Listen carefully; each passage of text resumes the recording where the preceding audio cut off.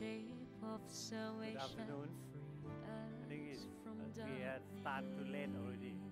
So please be ready now.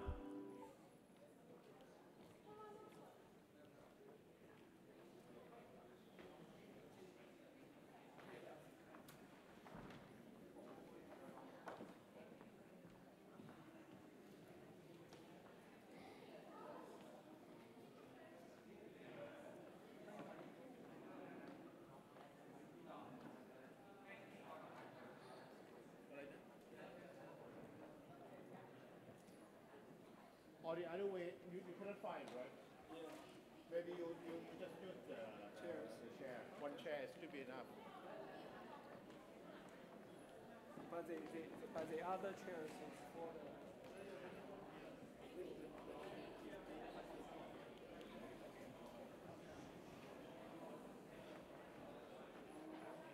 So I let them to start now, or? Yeah, start.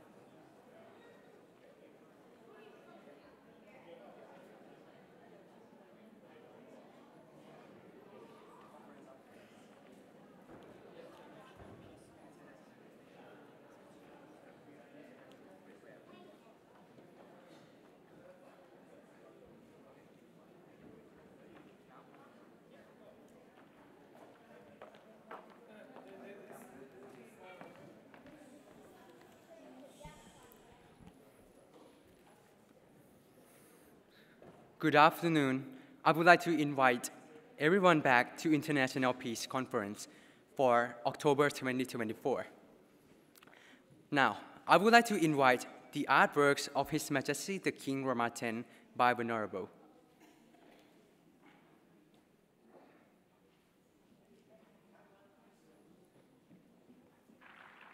ขอต้อนรับอาจารย์อำนาจกลั่นประชาครับ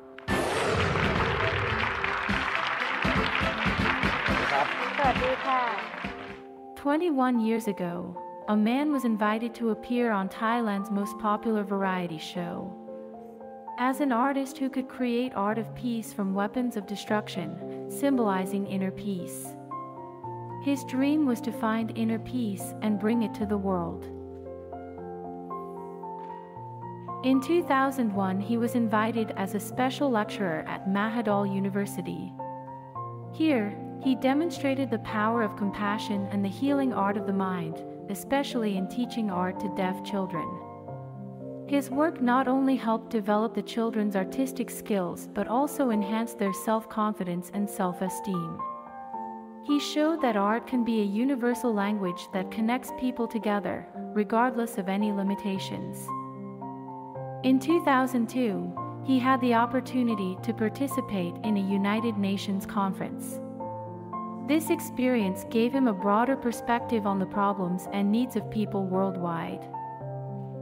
He exchanged ideas about creating inner peace through the arts and realized that this concept could be applied at an international level. This experience inspired him to further develop and spread his approach to creating inner peace more extensively. In 2004, when he established Wat Pa Sorn Kaew in Phetchabun province. This temple is not merely a place for spiritual practice but also a masterpiece that harmoniously blends the beauty of nature, architecture, and spirituality. Beyond its architectural beauty, this temple serves as a center for learning and spiritual practice. Regular religious activities and meditation sessions are conducted here, making it a spiritual haven for those seeking inner peace development. In 2013, a significant milestone occurred when he established Wat Yenisangwaram Verona in Italy. This temple is not only a place for spiritual practice but also marks the beginning of the Land for Peace concept. The Land for Peace concept aims to create spaces worldwide where people can access inner peace, especially focusing on intellectual development for children, the underprivileged, and everyone seeking peace. The establishment of this temple abroad reflects his vision of spreading the concept of inner peace internationally under the Eurasia World Peace Project. In 2015, another significant development occurred when he established the Paticha Samuppada Foundation in Phichit Province, laying the groundwork for the Land for Peace concept in Thailand. The Paticha Samuppada Foundation is situated on 24 acres of land with the purpose of creating Thailand's first land for peace.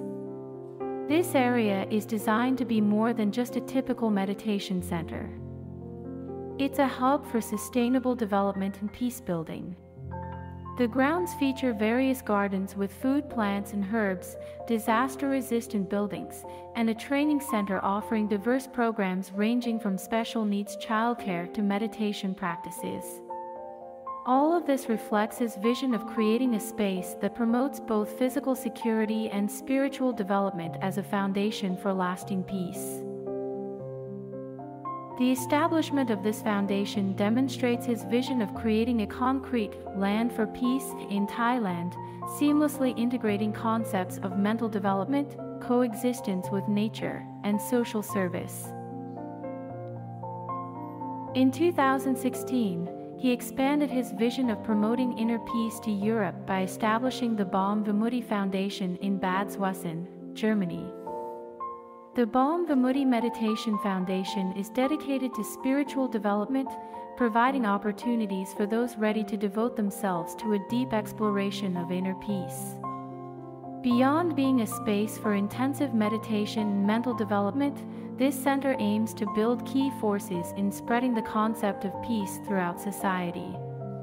The center therefore serves not only as a place for spiritual practice but also as an incubator for new spiritual leaders who will help drive society toward peace and tranquility. In 2018, he established a meditation center in Dillix, Germany, utilizing an 800-year-old castle as its location. The transformation of this ancient castle into a modern learning and meditation center reflects a perfect harmony between past and present. This center is open to interested individuals of all nationalities and languages to pursue inner peace in an atmosphere rich with history and tranquility. The center serves not only as a retreat for mental development but also stands as a symbol of cultural and spiritual connection transcending time, reflecting a vision of creating a society that understands the value of peace without any limitations. In 2019, he designed and constructed the World Peace Buddhist Pagoda and Reliquary Tower in Phetchabun Province. This beautiful structure is not merely a sacred site but also stands as a symbol of dedication to world peace, serving as a destination for pilgrims and those seeking inner peace. Throughout his journey of promoting inner peace, he has authored numerous books that share profound insights and practical guidance on achieving inner tranquility. His written works explore various aspects of meditation, mindfulness, and spiritual development, making these transformative teachings accessible to readers worldwide. His dedication to spreading the message of inner peace extends beyond his writings. Over the years, he has conducted more than 1,000 inner peace courses, reaching countless individuals both in Thailand and internationally. These courses have provided participants with practical tools and techniques for cultivating inner peace, combining traditional wisdom with contemporary applications. Through these intensive programs, he has guided people from diverse backgrounds and cultures on their path to finding lasting peace within themselves. In 2024, he was honored as an Ambassador of Peace at the World Peace Conference in Stockholm, Sweden. This position recognizes his continuous work in promoting peace, following his previous Peace Award received at the same venue in 2022. Receiving both the award and the position of Peace Ambassador reflects the value of his concept of inner peace cultivation that he has been spreading throughout his journey, and highlights the importance of human mental development in creating world peace. Recently, he organized an art exhibition at Dillach Castle in Germany, showcasing works by Thai and local artists, using the castle and art as mediums to promote peace. This exhibition reflects his philosophy that each activity represents small steps toward a land of peace. As a teacher, he focuses on providing opportunities for people to develop themselves, not only for personal benefit but also for the benefit of others. His Land for Peace concept aims to support new generations to become future peace networks, with the hope of developing truly war-free zones under United Nations protection. This exhibition and concept demonstrate his vision of using art and education as tools to promote understanding, self-development, and sustainable peace across cultures.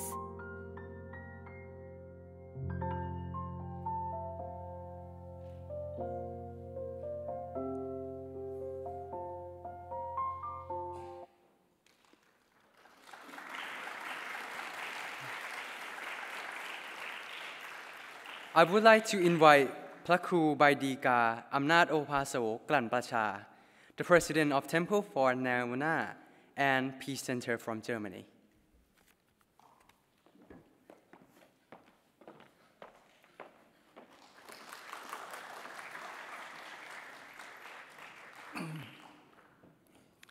Thank you for your love and kindness. I am truly grateful to each of you for being a gift to this world. Kindness helps us organize our lives and guide us through difficult times, so we can remain focused on kindness, peace. When I was a child, I used to pray to be close to God, and once I found peace in my heart. I met Him in the deepest chamber of my inner being. For over 700 years, every Thai king has supported religion that's kindness, peace. This has turned every moment into a celebration of life, where we dance and grow together as part of humanity. Each of us play unique roles, like diverse flowers in a garden, yet we connected by the same four elements and a naturally peaceful heart. I want to convey this understanding through painting titled Kindness, Peace. They were exhibited at the Spiritual World Peace event at the UN in Geneva, Switzerland in 2002. We drink from the same waters, the land that is produced from our tears, sweat, and blood. The fact is, the sweat of puppets from all religions has once been part of those rain clouds too. But with religion, do those clouds follow? When tree roots absorb rainwater to nourish plants, it becomes the mother muse. Drinking this milk is like sharing the same mother. We all breathe the same air, the air that Christ, Muhammad, Buddha, and all prophets have breathed without distinction. In this way, peace becomes the universal religion of the world. Our children walk on the same earth, layered with the remains of ancestors and the bodies of prophets. They were transformed into our families today. We all live in the warmth and sweetness of the same sunlight, illuminating wisdom in our hearts. Now, please observe the feeling of your feet touching the ground. There's no grease, anger, or direction in that moment. We can call this the body consciousness element. It does not identify as France, Russian, Ukrainian, American, or Chinese, Christian, Muslim, or Buddhist. Jesus and Buddha also lived through this body consciousness, with it an element of peace without division in the past, present, and future. This peace has never left nor returned. it always exists in every touch of life. Buddha said peace into 3 levels. First, conventional peace. It suspends differences in notion and beliefs, whether Christian, Buddhist, Muslim, American, Russian, Ukrainian, Israeli, or Iranians. Second, temporary peace, when we mindful and focus, like feeling our feet on the ground. It's a moment without greed, anger, or delusion. No war in our hearts during such mindfulness. And third, permanent peace, achievable if we train our mindfulness and concentration to remain stable, free from greed, anger, and delusion. Then we experience lasting peace. I am organizing a peace media creation contest, encouraging everyone to express their talents in art, music, metaverse, AI creation, film articles, theater, sculpture, and other creative media. I like to invite all countries to hold peace media creation contests to find the peace angel, then taking turns hosting in each country to showcase work of global peace angels. In Thailand, I am establishing a 24-acre peace center, and I'd like to ask you to consider creating a land for peace in your country too, as a gathering place for peace seekers. We are not alone in this world. There are others who stand for peace like us. When we unite with hearts of inner peace, our collective strength can negotiate against the use of weapons. We choose to live on this earth with everyone, with hearts that seek peace. We may request the UN to designate land for peace in each country, area free from war and bombing, where future generations can grow up in peace. My teamwork principles are: nothing is impossible. If it is to be possible, how can it be done? If it is possible, what benefit and happiness will it bring? Finally, I invite everyone to experience peace for 1 minute. Please observe the feeling of your feet touching the ground right now. In this present moment, in that feeling, there is no greed, anger, or delusions. There are no definition to such feeling, whether you feel standing in France, Russia, America, China, or Thailand. What you're experiencing now is proof the peace neither departs nor returns. It is eternal and present in everyone at all times, present, past, and future. I invite all of us who share peace in our hearts to work together in the spirit of peace, forming a network as if we have the same kindness, peace. This way, we can pass on this knowledge to our children, allowing them to find inner peace within the flow of humanity for generations to come. Thank you.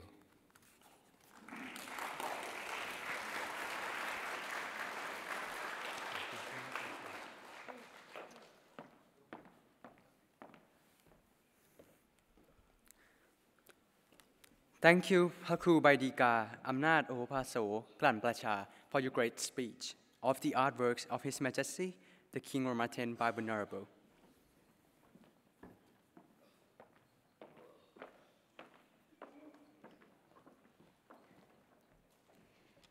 And now is the time for the presentations of 10 youth representatives on World Patron and Peace.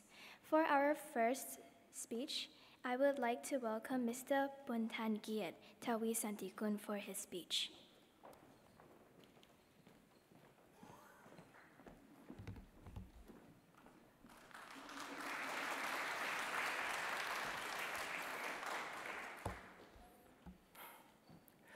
Greetings, ladies and gentlemen. It is an incredible honor to be here today. My name is Buntan Giat Tawi Santikun, or you can call me Q. I'm in year 13 and the school captain of King's College International School, Bangkok. Thank you for allowing me to represent Thailand and share my thoughts on peace. Imagine waking up to the sound of temple bells, a melody that has resonated for centuries. In Thailand, this sound is more than a daily ritual. It's a symbol of peace, a peace built on respect for religion, culture, and mutual understanding, guided by His Majesty the King. In a world plagued by divisions, religion often becomes a battlefield. But in Thailand, it's a bridge. Through royal projects like the Sufficiency Economy philosophy, championed by His Majesty King Rama X, communities across Thailand are empowered. This philosophy has reduced poverty and fostered unity among the country. Over half of Thailand's population participates in religious or cultural activities. Through the efforts of His Majesty the King and numerous royal projects, religion in Thailand isn't just preserved, it flourishes as a tool for peace building and not conflict. Yet this peace is not uniquely Thai. It echoes globally. When I think of France, I hear another rhythm, the sacred hymns of Notre Dame, a beacon of faith which stood tall through trials. It is incredible. Two countries, different in many ways, yet share the power to build peace. Nevertheless, in today's volatile world, how can we harness shared values to inspire global peace and stability? As a Buddhist, I was once a novice monk at 6 years old, learning about patience and giving. I remember waking up at dawn, meditated in silence, and prayed, which I still continue to do now. This made me realize that inner peace is the foundation of greater outer peace. I recall visiting a rural community in Thailand. It is a simple place. Early in the morning, villagers gathered not just to pray, but to access education, healthcare, and community discussions. This small village shows that peace, once built, must be maintained. However, I recognize that conflict, in some form, touches every corner of our world.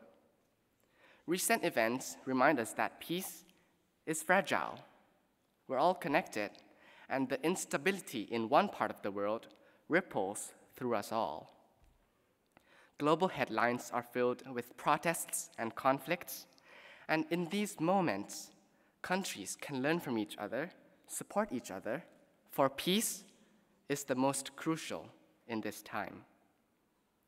Religion and culture can bridge divides, but only if we invest in them and nurture them. But here's the thing, no nation can do this alone. It's like trying to clap with one hand. Peace is also not just for adults or politicians, it's for all of us. We must come together to support peace building, not only in crisis, but in times of stability as well. There are countless ways to spread peace, but for me, kindness is one of the most simplest and most powerful. Smiling to someone, volunteering, or offering help, these small acts can plant seeds of peace that can grow. And the best part, anyone can be kind, no matter who you are.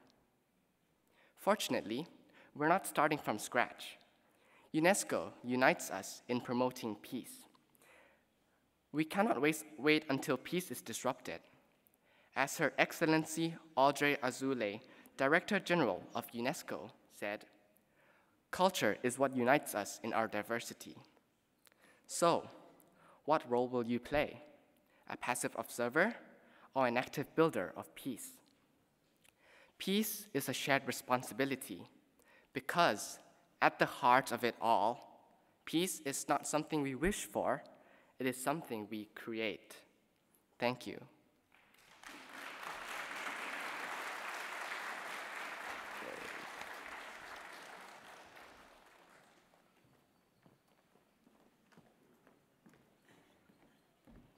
Thank you, Mr. Buntan Kiet. Next, I would like to welcome Ms. Malinlada Tanchacha for her speech.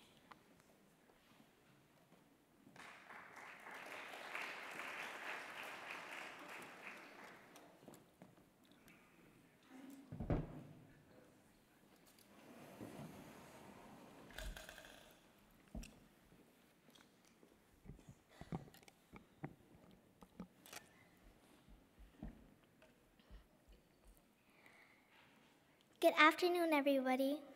My name is Marinlada Tansatja. You can also call me Eclair. I'm from Ascot International School, Bangkok. I believe that everyone has a dream. It could be a long-lost dream from when you were a child, or the one you discovered later on. Now, if you may, just take a moment to think of that dream. To achieve that dream, you might need support from your friends, family, and the people who would love to help you. But the most important person you should rely on the most is yourself. You, who are with great perseverance and determination. You are the most reliable source for your own strength. There is one great person, His late Majesty, King Rama IX, who had great perseverance and determination to bring about the well-being of his people. As when he became king, declared that we shall reign with righteousness for the benefit and happiness of the Siamese people. 70 years of his reign demonstrate that he had worked tirelessly to realize his benevolent resolution with more than 4,000 projects. He has footprints everywhere in Thailand.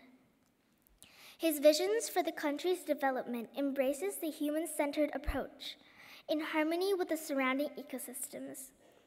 One of his many projects was the Royal Rainmaking Project that helps alleviate drought problems for farmers when dry season arrive. His Glangdin initiative works on improving drought problems for farmers when dry season arrive. His Alkrungaben project helped improve not only the ecosystem, but also the livelihoods of people in the area. At the heart, his guiding sufficiency economy principles lay a balanced pathway of a living of prosperous moderacy. Being a patron of Buddhism as well as other religions in the kingdom, the late king not only devoted himself to foster the people's faith, but also promoted acceptance and tolerance towards other religious communities.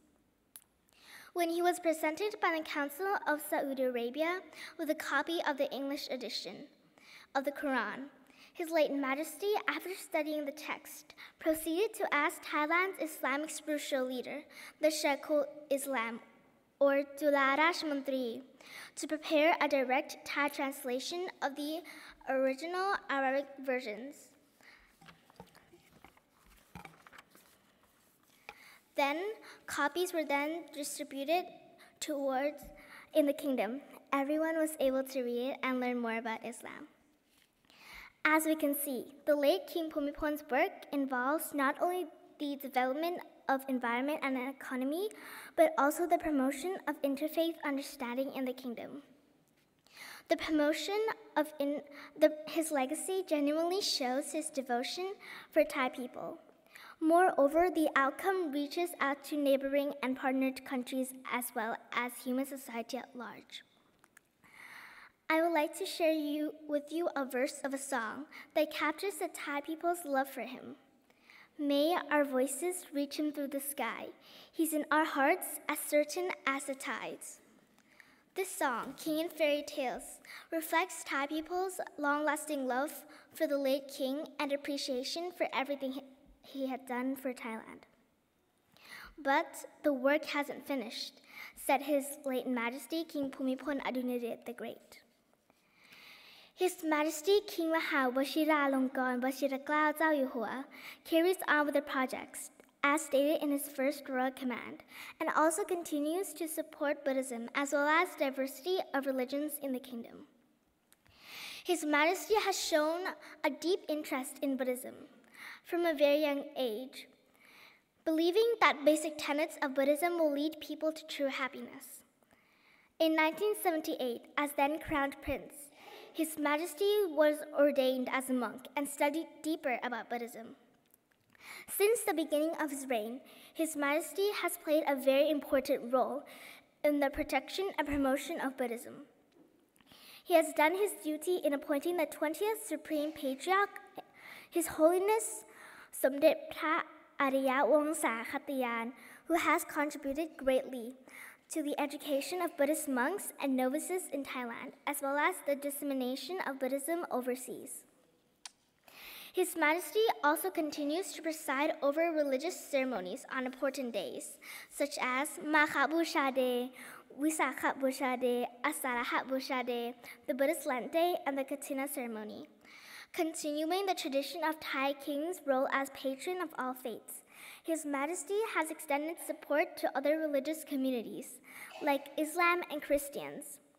For instance, their Majesties warmly welcomed His Holiness Pope Francis during his visit to Thailand in 2019.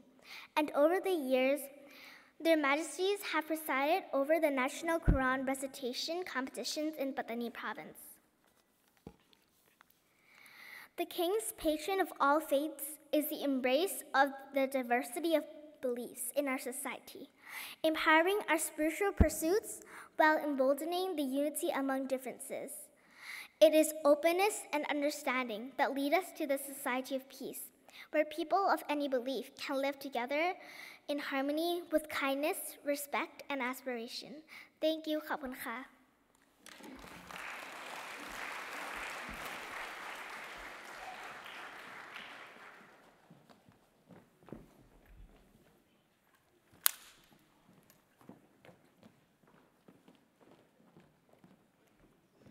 Thank you, Ms. Malinlada. Next, I would like to welcome Mr. Panathon Taniksho Kokun for his speech.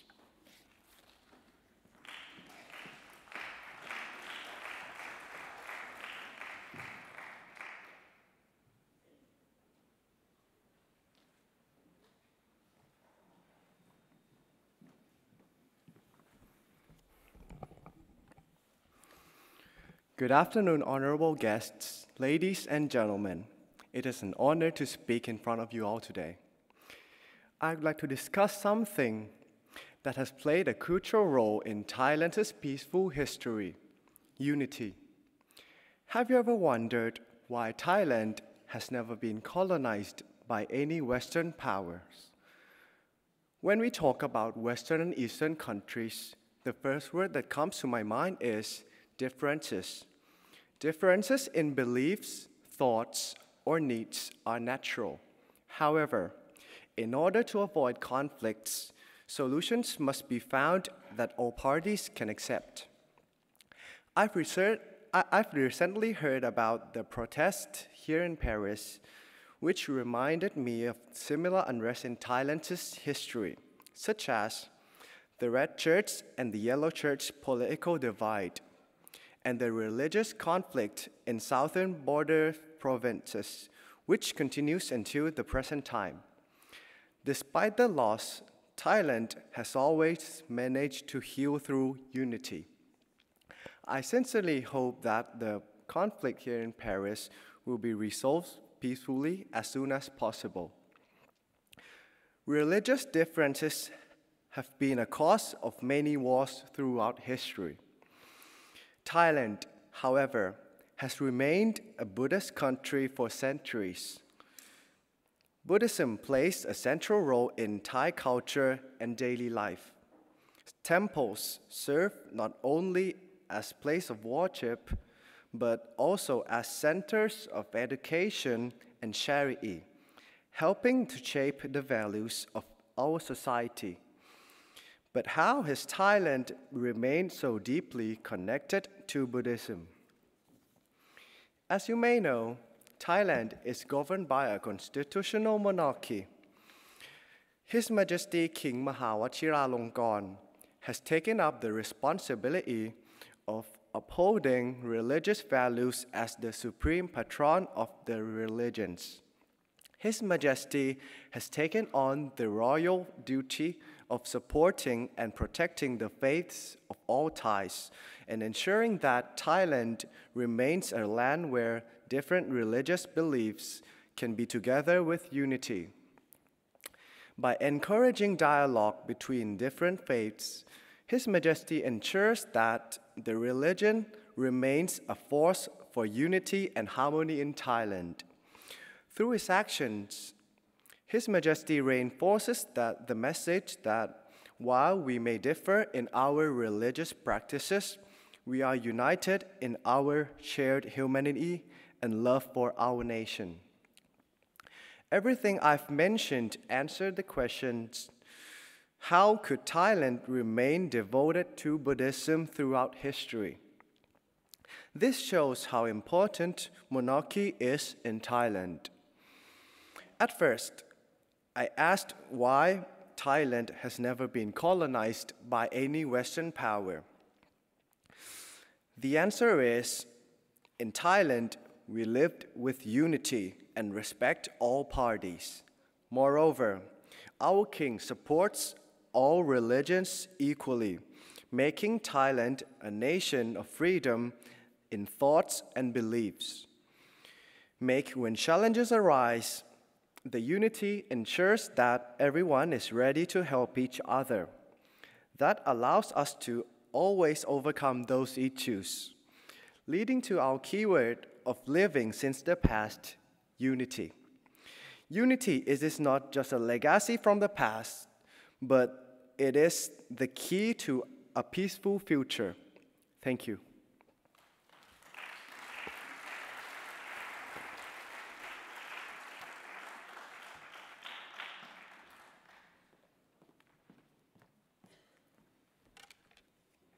Thank you, Mr. Panathon. Next, I would like to announce Mr. Punyapat Palinyakunset for his speech.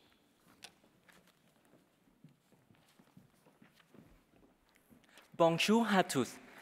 Good afternoon, everybody, ladies and gentlemen. My name is Punyapat Palinyakunset, but please feel free to call me Cam. I am currently a year 12 student at Essence School in Bangkok, Thailand. It is my honor to stand in front of you today at UNESCO. In a world where diplomacy and international relations are becoming increasingly complex, so I would like to ask everyone about how important is the role of leaders in connecting and building peace among nations. King Rama X holds a special place in the heart of Thai people. He has created a lot of benefit for many nations through his visit abroad. Nowadays, King Rama X remains a key figure in fostering relationships and diplomacy between Thailand and another country. For example, Thailand and France have strong ties in areas such as trade, diplomacy, culture, education, and the most significant aspect is the long-standing history between these two nations, which has laid a strong foundation for cooperation in fields like technology, industry, and the fashion sector.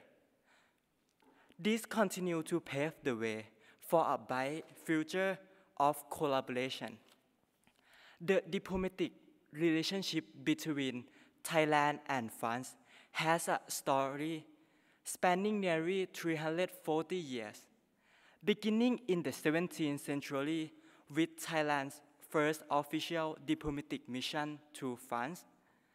Later, King Louis XIV warmly received King Rama IV envoys, granting them privilege and naming a street, Le de Siam, to honor their visit.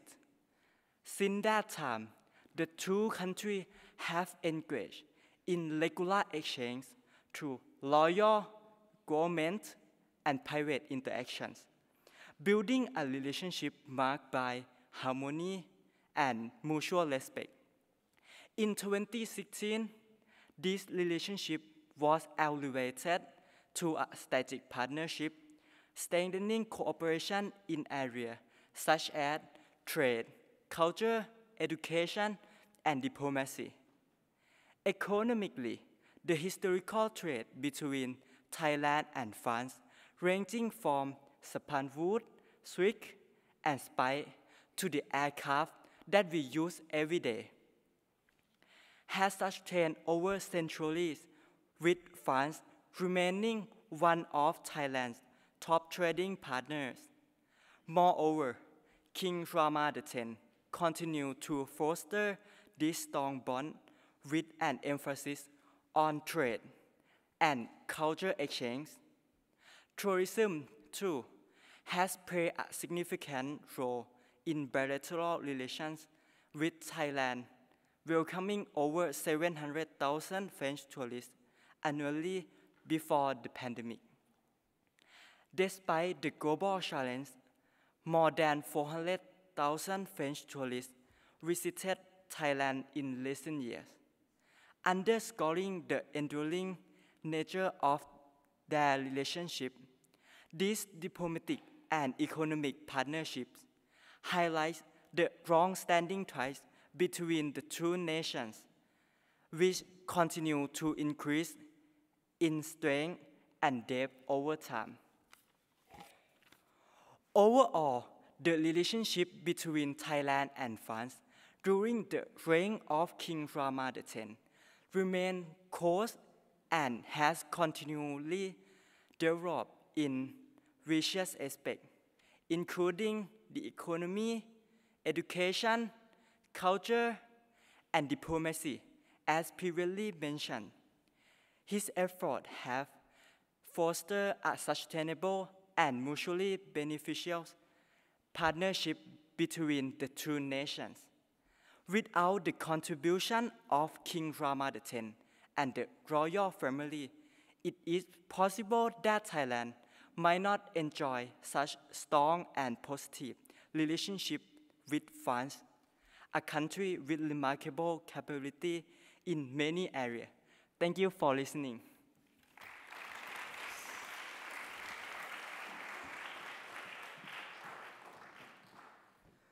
Thank you, Mr. Punyapat Parit Yakun Sen, for those valuable insights.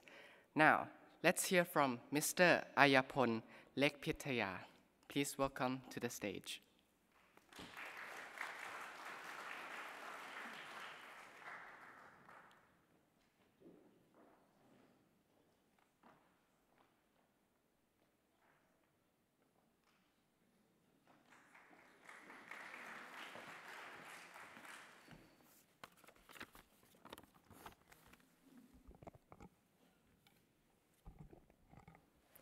Bonjour, Your Excellencies, distinguished guests, ladies and gentlemen.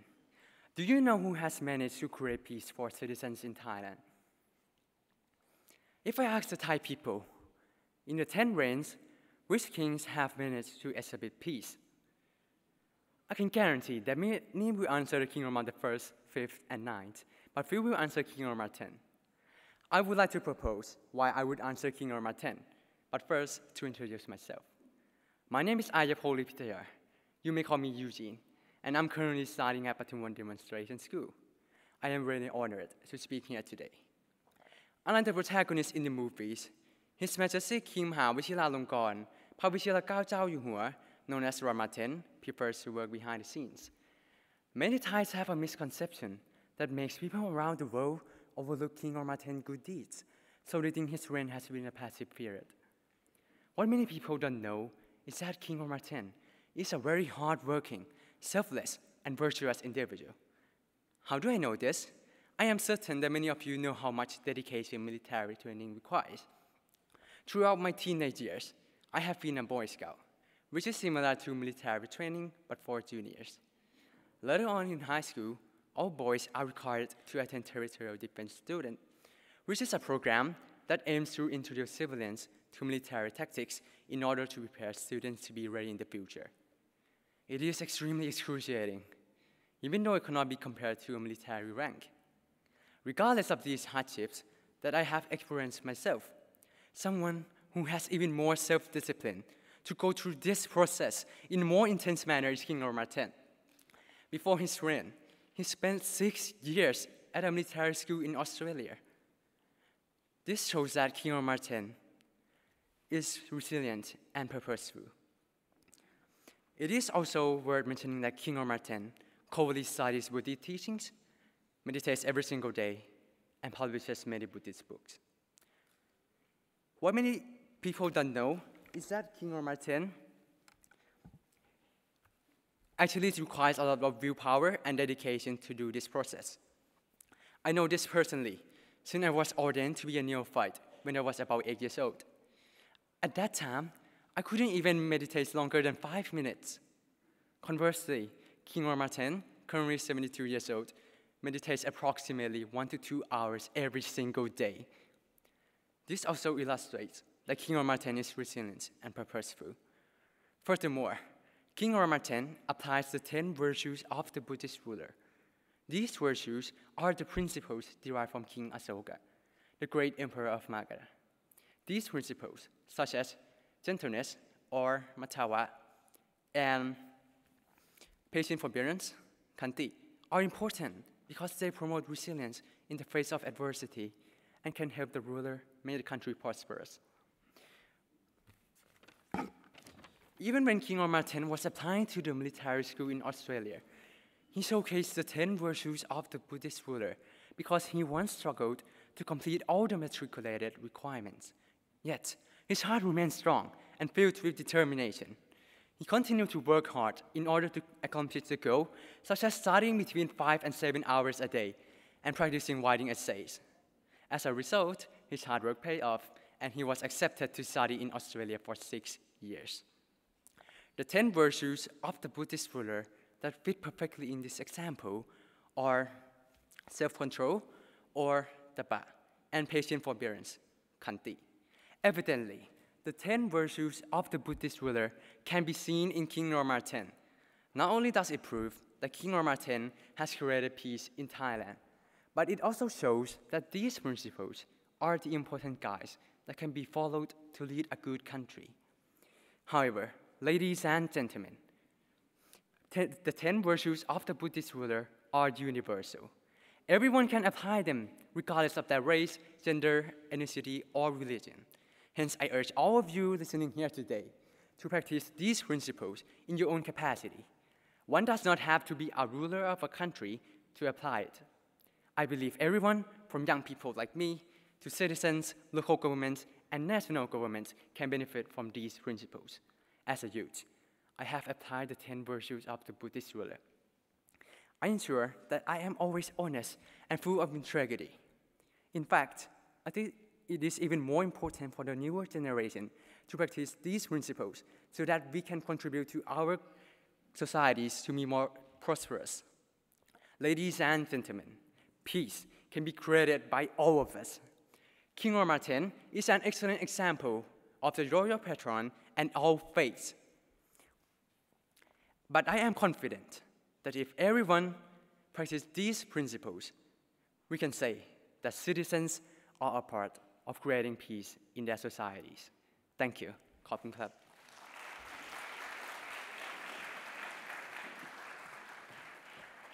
Thank you, Mr. Ayapon Lek Pitaya. Please join me in welcoming our next speaker, Ms. Parinyakorn Jirawalagun.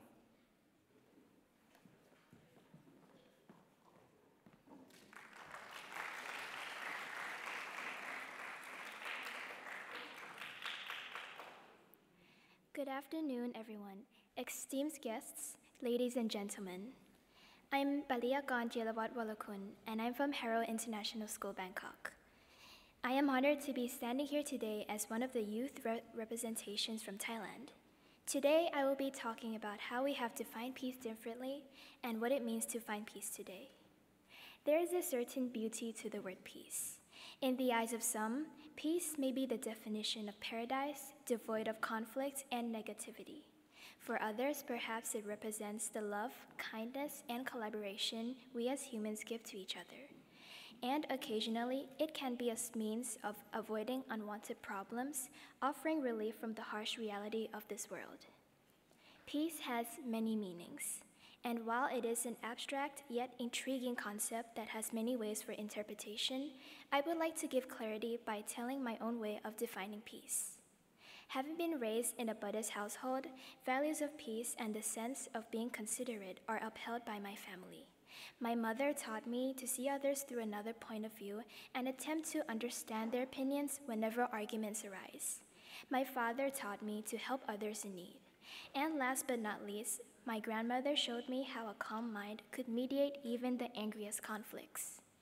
From all these lessons, I found out that by taking a moment to breathe and relax your mind, you may find that the stressful whirlwind of thoughts inside your mind may slow down for you to regain your awareness.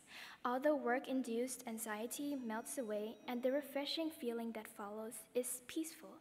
This is what I've learned from my family to make sure that every moment, however small, always has a kind of peaceful sanctuary to help regulate our emotions and live our lives with happiness. But what about the definition of peace on a societal level? In Thailand, I have seen beautiful acts of kindness that reflect the lessons of peace my parents taught to me at a young age. I have seen these good deeds in action and observed the grateful smiles that come right after. Sometimes it can be as simple as opening a door for others to pass through, or picking up a fallen item. No matter the way the act of kindness is carried out, it always results in happiness. In the wider scope of things, Thailand has welcomed people of all ethnicities within our borders. Our royal family's generosity and willingness to accommodate foreigners show our commitment to securing world peace. Opportunities are endless, and that is seen in our diverse culture and cities, where there are increased business affairs leading to the improvement of language and cultural exchanges. But what if some people can't achieve those large-scale acts of kindness? While the big nation-level acts do bring more recognizable change than small ones, sometimes the easiest thing to do is incorporate small amounts of it into our everyday lives. From my earlier point of finding peace in little moments, those small moments can be shared with others. Peace can be found in between chaos to help soothe your inner turmoil. From time to time, it is all right to feel that upholding peace in a world full of suffering and conflict is hard, even impossible. But however, maybe peace isn't out of reach and may be hiding in plain sight all along.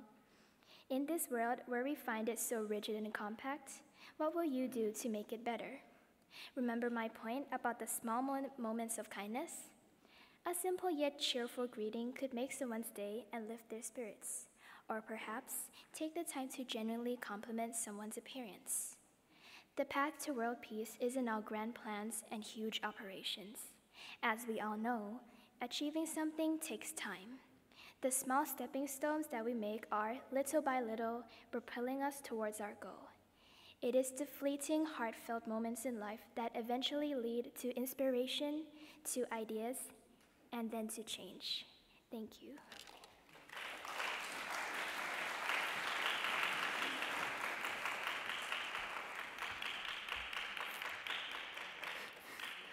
We appreciate those inspiring words from Ms. Pariyakon Jiarawat Warakun. Let's now turn to Master Chawin Chalit Wong Patana, who will share his perspective.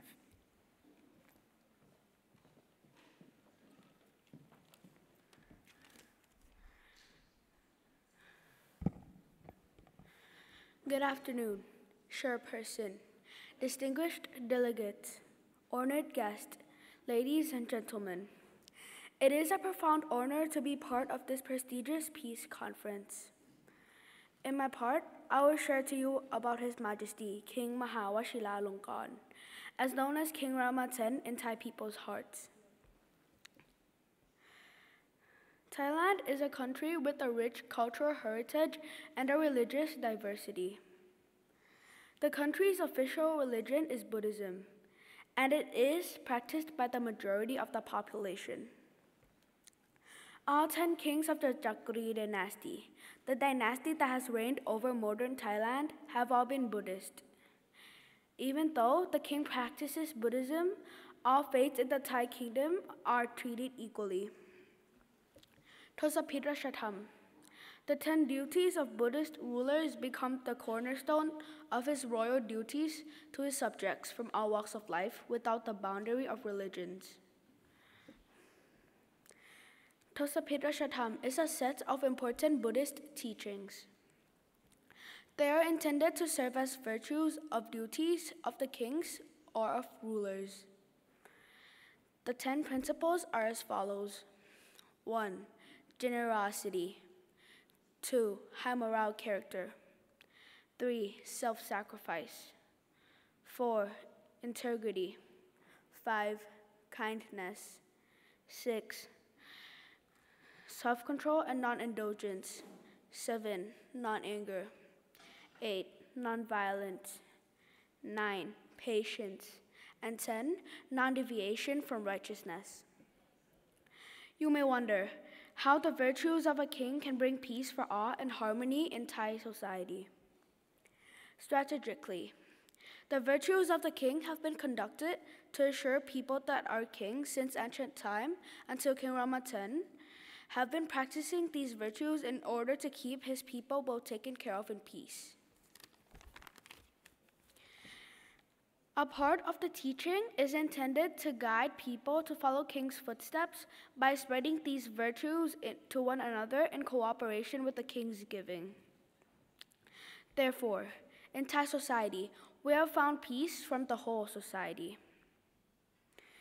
In practice of generosity, King donates to Thai people basic necessities for good living conditions, such as dams for agriculture, schools for education, and hospitals for health. And people can just give generosity and forgiveness to one another to keep the society in sustainable peace. For the king, forgiveness is exercised by king graciously granting forgiveness, even in cases of insult to royal authorities. With the vision of the country's future, His Majesty the King has a strong determination to continue royal-initiated projects, which covered all areas of development, such as water resources management, improvement of people's well-being and livelihoods, public health care, education, natural resources conservation, and stabilities of the country. This devotion has established and implemented many royal-initiated projects. Since His Majesty was titled as the Crown Prince, which was 27 consecutive years ago. With all His Majesty's hard work devoted to the development of Thailand, I believe that it's a deep root to Thai people's peace today. And all of it must be propelled by King Mahawashilalongkorn's precious heart. All Thai people have been well taken care of in peace until now. Thank you.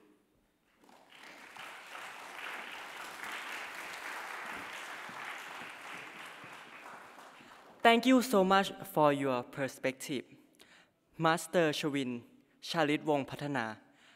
Next, let's invite Master Lerthan Ratana Chaikun into the stage.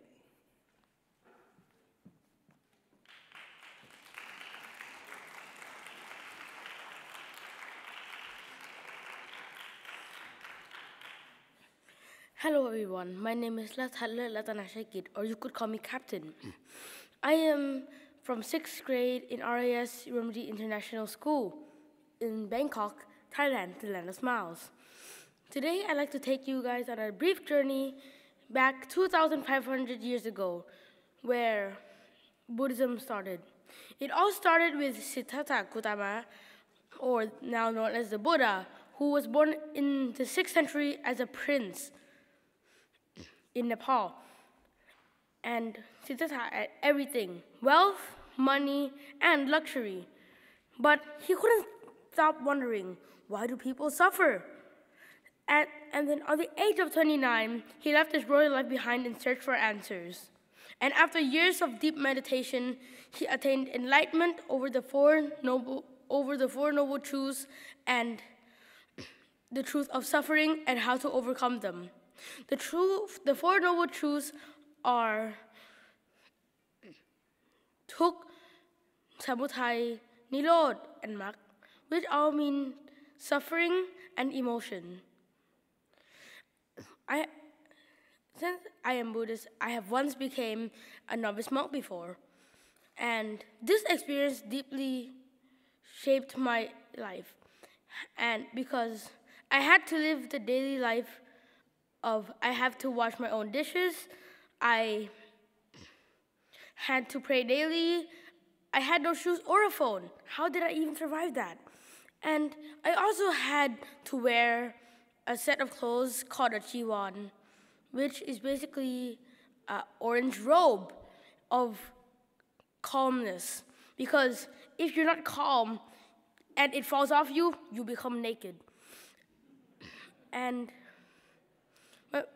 But this experience deeply grounded me in simplicity and taught me how to be with the present. My master's simple teaching, Yu ka Pajuban, which means be with the present, always tells me to not think about the future or worry about the past. And in today's fast-paced world, Buddhist practices like mindfulness and meditation are as valuable as ever. And before I end, whether you're Buddhist or not, I'd like to share some wisdom and quotes from my family. My mother usually says that always forgive even if it's unforgivable, since if you don't forgive, there will always be you will have a grudge against that person, and it will only burden your heart. And my brother says that suffering comes from attachment, because if you're attached to someone and they leave you, you suffer.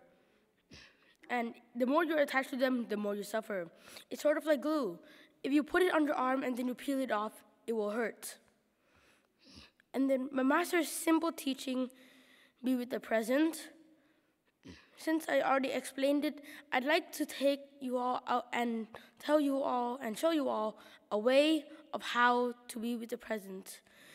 I'd like everyone to put their hands on their chest and breathe in and breathe out. Thank you for listening.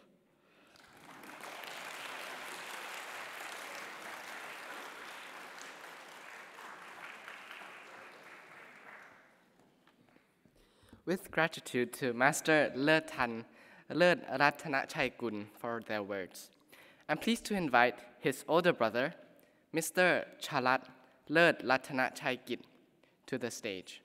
Please give him a warm welcome.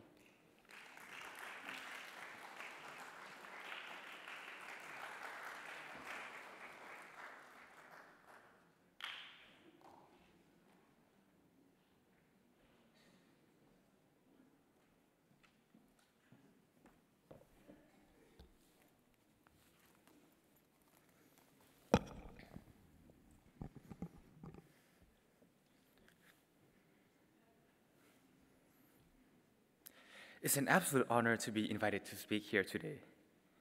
I'm delighted to meet so many dignitaries, ambassador of countries, ambassador of culture, and the ambassador of peace. I know it's the second time that I'm up here today, and it's quite a long afternoon for all of you, me as well. So keep this short and brief. First of all, my name is Shalat Lerth Ratana Chaikit, and I currently study at Romrudi International School in Bangkok, Thailand. Whoa.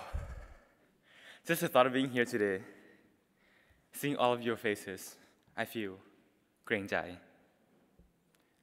A lot of people here would probably not understand the concept of Grain Jai, but that's the beauty of it.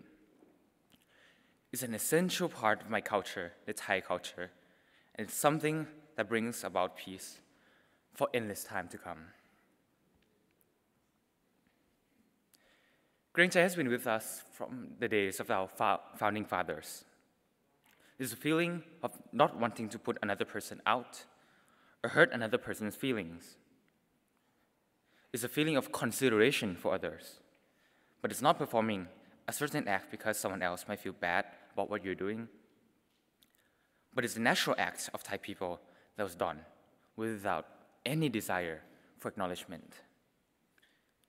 But that's pretty complex, right? So to put that into perspective, let's say you're around your parents, your elder. You feel a certain sense of grenjai. You're feeling considerate toward them and are trying to meet their needs in a variety of ways, automatically.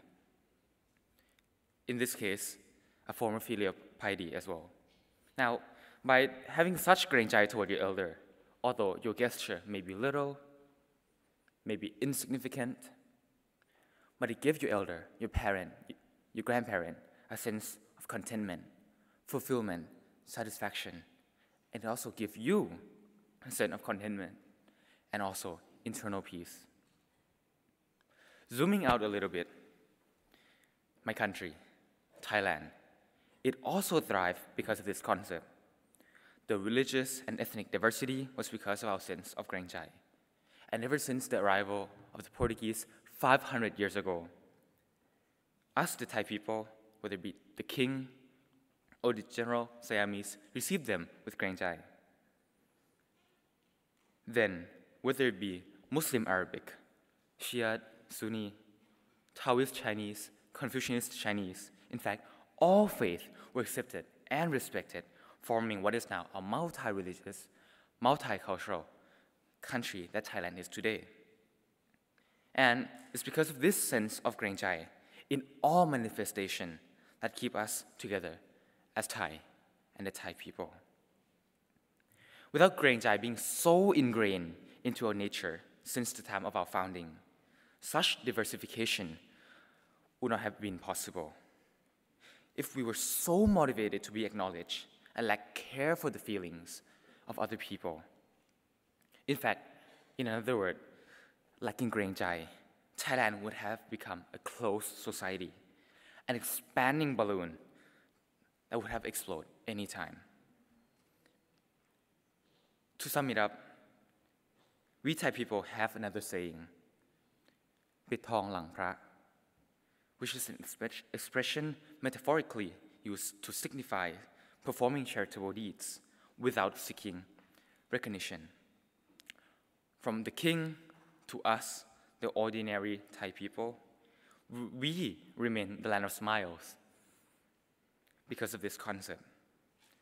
And if we can all continue to employ such concept so deeply into our daily lives, imagine what a peaceful society our world would become. Conflict would not arise because no one need to prove a point. No one need to showcase their power. And we all acted in a way that is considerate toward everyone else. And lastly, I would like to end my speech with a little note of gratitude to all of those behind the scene, those with such great sense of grenjai that not only care for all of us here today, but also wish for the best progress of this wonderful world. Whether it be the translator who's been working very hard without any seeking for acknowledgement, or even those who clean up and making this venue amazing for all of us here today. And also all of you, the dignitaries. Without even knowing, your sense of grenjai brought us all here because we truly, truly care for the feelings of others, for the thing that the other people will face. And it's the peace of this moment that we hope continues forever. Thank you very much.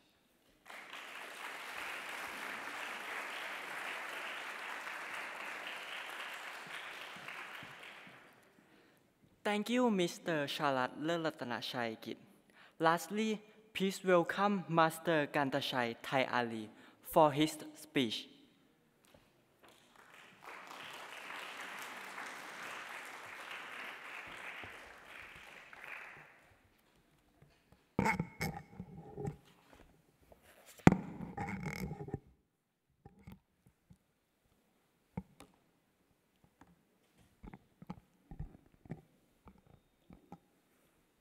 Good afternoon, Venerable, Your Excellencies, honorable guests, ladies and gentlemen. I am Kantachai Thai Ali. I am a senior student from from Shrewsbury International School of Bangkok. I'm from Thailand, and I am truly honored to be given this such amazing opportunity to stand here in front of you, all such distinguished guests. Today, we gathered to discuss the theme of continuing a sustainable society of peace through education, the royal patron of all faiths. My focus today is on how Buddhism teaches us to cultivate true happiness, not through materialistic matters, but through inner peace and the cessation of suffering. In Buddhism, happiness is rooted within the cessation of suffering, or duk, or tuk in Thai, oftentimes caused by attachments and cravings. These desires often leave us unfulfilled as we chase for things that are only temporary. Through mindfulness acts like meditation, Buddhism helps us break free from this chain of suffering, allowing us to experience true happiness. The 10 virtues of Buddhism provide a clear framework for ending suffering and experiencing true contentment. The 10 virtues of Buddhism, or paramitas, are virtues that guide us towards spiritual growth and lasting happiness. They go as follow. Generosity. Act of giving, not just materialistic things, but also kindness and support. Morality. Renunciation. Wisdom. Energy. Patience. Truthfulness. Determination. Loving kindness. And equanimity. Each of these virtues serve as a guide for individuals to cultivate inner joy and peaceful living, contributing not only to personal happiness, but also to the betterment of society. In today's often fast-paced and chaotic world, we may find ourselves lost in emotions of perhaps bewilderment. The 10 virtues of Buddhism provide us a timeless form of wisdom that is still used to our society within this very day. Amongst the 10 virtues, in my opinion, generosity seems to stand out as a key to happiness. It goes beyond material giving and involves giving compassion, time, and maybe kindness. By focusing on the well-being of others, we create a shift from our self-centered desires to the joy of helping others. The Buddha taught himself that generosity leads to happiness by creating positive karma and fostering awareness for others. He said, "If beings knew, as I know, the results of giving and sharing, they would not have eaten without having given." In our modern day life, generosity is not about monetary giving, but it also extends to time, love, and kindness. It helps reduce isolation and builds deeper, more meaningful bonds in our communities. When we incorporate these virtues into our daily life, we reduce stress and we experience more fulfillment. Personally, I have experienced such profound joy of generosity to this level for the first time when I had the opportunity to give to those in need. Over the past, maybe 2 years, I've had the privilege of traveling with my grandfather, the president of the World Fellowship of Buddhists, to some of the most remote and the most northern parts of Thailand, areas like Omgai in Chiang Mai, where people have no access to education, religion, or even nationality. During these visits, I witnessed something truly moving. People overwhelmed with gratitude, shedding tears as they accepted a donated Buddha image. They held the image above their heads in reverence. And for the first time, I felt a deep sense of fulfillment and contentment. Seeing the power of generosity firsthand was transformative, made me realize the true meaning of giving and generosity as it is. This experience also connects with the vision of King Rama X, who is also known as the royal patron of all faiths. His commitment to promoting unity and peace among people of different backgrounds mirrors the essence of Buddhism's teaching on generosity and compassion. In that moment, I realized how these simple acts of giving extend beyond material support. They foster a sense of shared humanity and contribute to the greater peace and harmony that King Rama X further advocates for, not just within Thailand, but across all faiths and all communities. Generosity can create happiness in our society by reducing attachments and cravings. By giving, we loosen our hold on material things, reducing suffering. It builds positive karma, bringing happiness back to the giver, to the receiver, and to the community. It strengthens social connections. It fosters trust and enhances emotional well-being.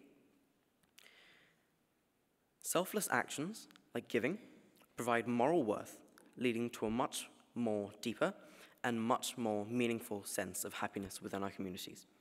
Thank you for giving me the honor and the opportunity to speak in front of you all, such distinguished guests in this conference.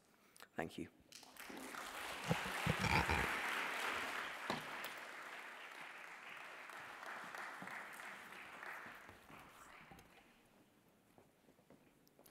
Thank you, Master Kantashai Thai Ali, our last your speaker, for sharing your ideas.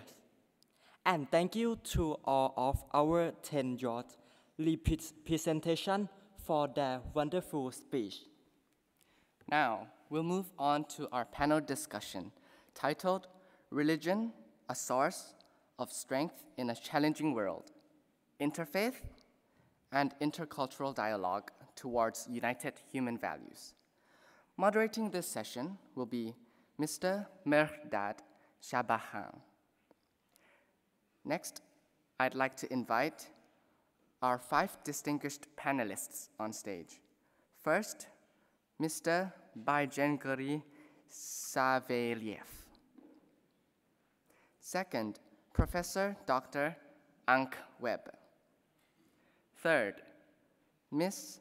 Maria Teresa Siniskako. Fourth, Reverend Yoshiharu Tomatsu. And lastly, Professor Fabio Piteto.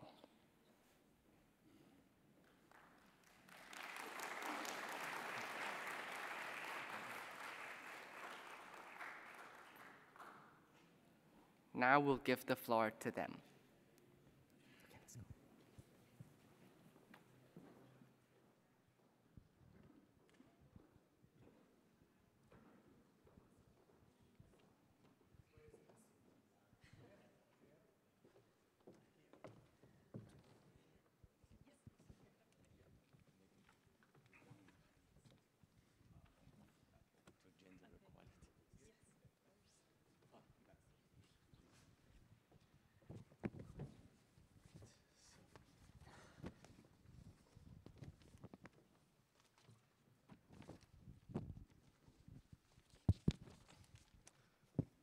Excellencies, ladies and gentlemen, good afternoon.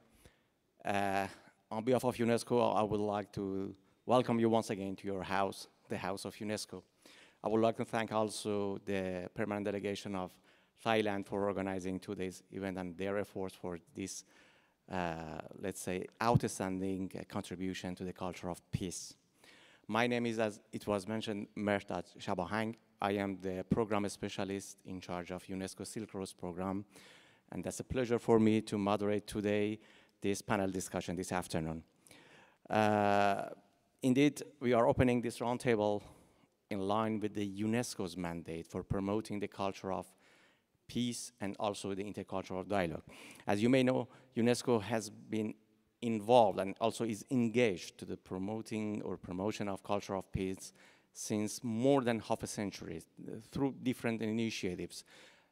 By, I would say, 1960s, UNESCO started the general and regional histories in order to bring the people of different cultures and also different regions together to write together a shared narrative of history and contribute to this culture of peace. Later, UNESCO launched the Roots of Dialogue initiative that was for, again, retracing the different channels, different roads that brought the people of different cultures and regions together for promoting the intercultural dialogue. One of the most, let's say, important and outstanding initiatives in this regard has been the Silk Roads program that was launched in 1988, more than 35 years ago. And within this initiative, UNESCO was also retracing and also identifying the history of the interreligious dialogue and the exchanges between the different religions and how these exchanges contributed to a peaceful world during last centuries. Now this afternoon, we have the pleasure to have outstanding expert here for this roundtable, and I'm honored to moderate this roundtable, which has been supported by the NGO UNESCO Liaison Committee. And the major goal of this roundtable is to highlighting the role of religious and spiritual traditions in developing a culture of peace and also non-violence through education. To this end, we are a little bit beyond our time, so allow me to go to our first speaker, Madame Béranger Savaliev, I'm sorry, the Peace Educator Officer or Education Officer for the Pax Christi movement. Madame Savaliev joined Pax Christi in April 2021, and as a Peace Education Officer, she has worked for the reception and also integration of the Russian-speaking asylum seekers and refugees, mainly from the Muslim republics of the North Caucasus and Central Asia. In the course of this work, she has witnessed the ravages of war and people with post-traumatic memories, which would later become the source of her commitment to peace, but also the resilience of the people who rely on the pillars of the faith and their relationship with transcendence. During the years, she has worked with those most in need. She also practiced a daily interfaith dialogue, essentially focused on achievements of the social practice and also social justice, and works in common charity. She is also involved in inter-religious rapprochement program, notably as a part of UNESCO working group. So I am pleased now to give the floor to Madame Savaliev to present her views to us this afternoon. Please, you have the floor.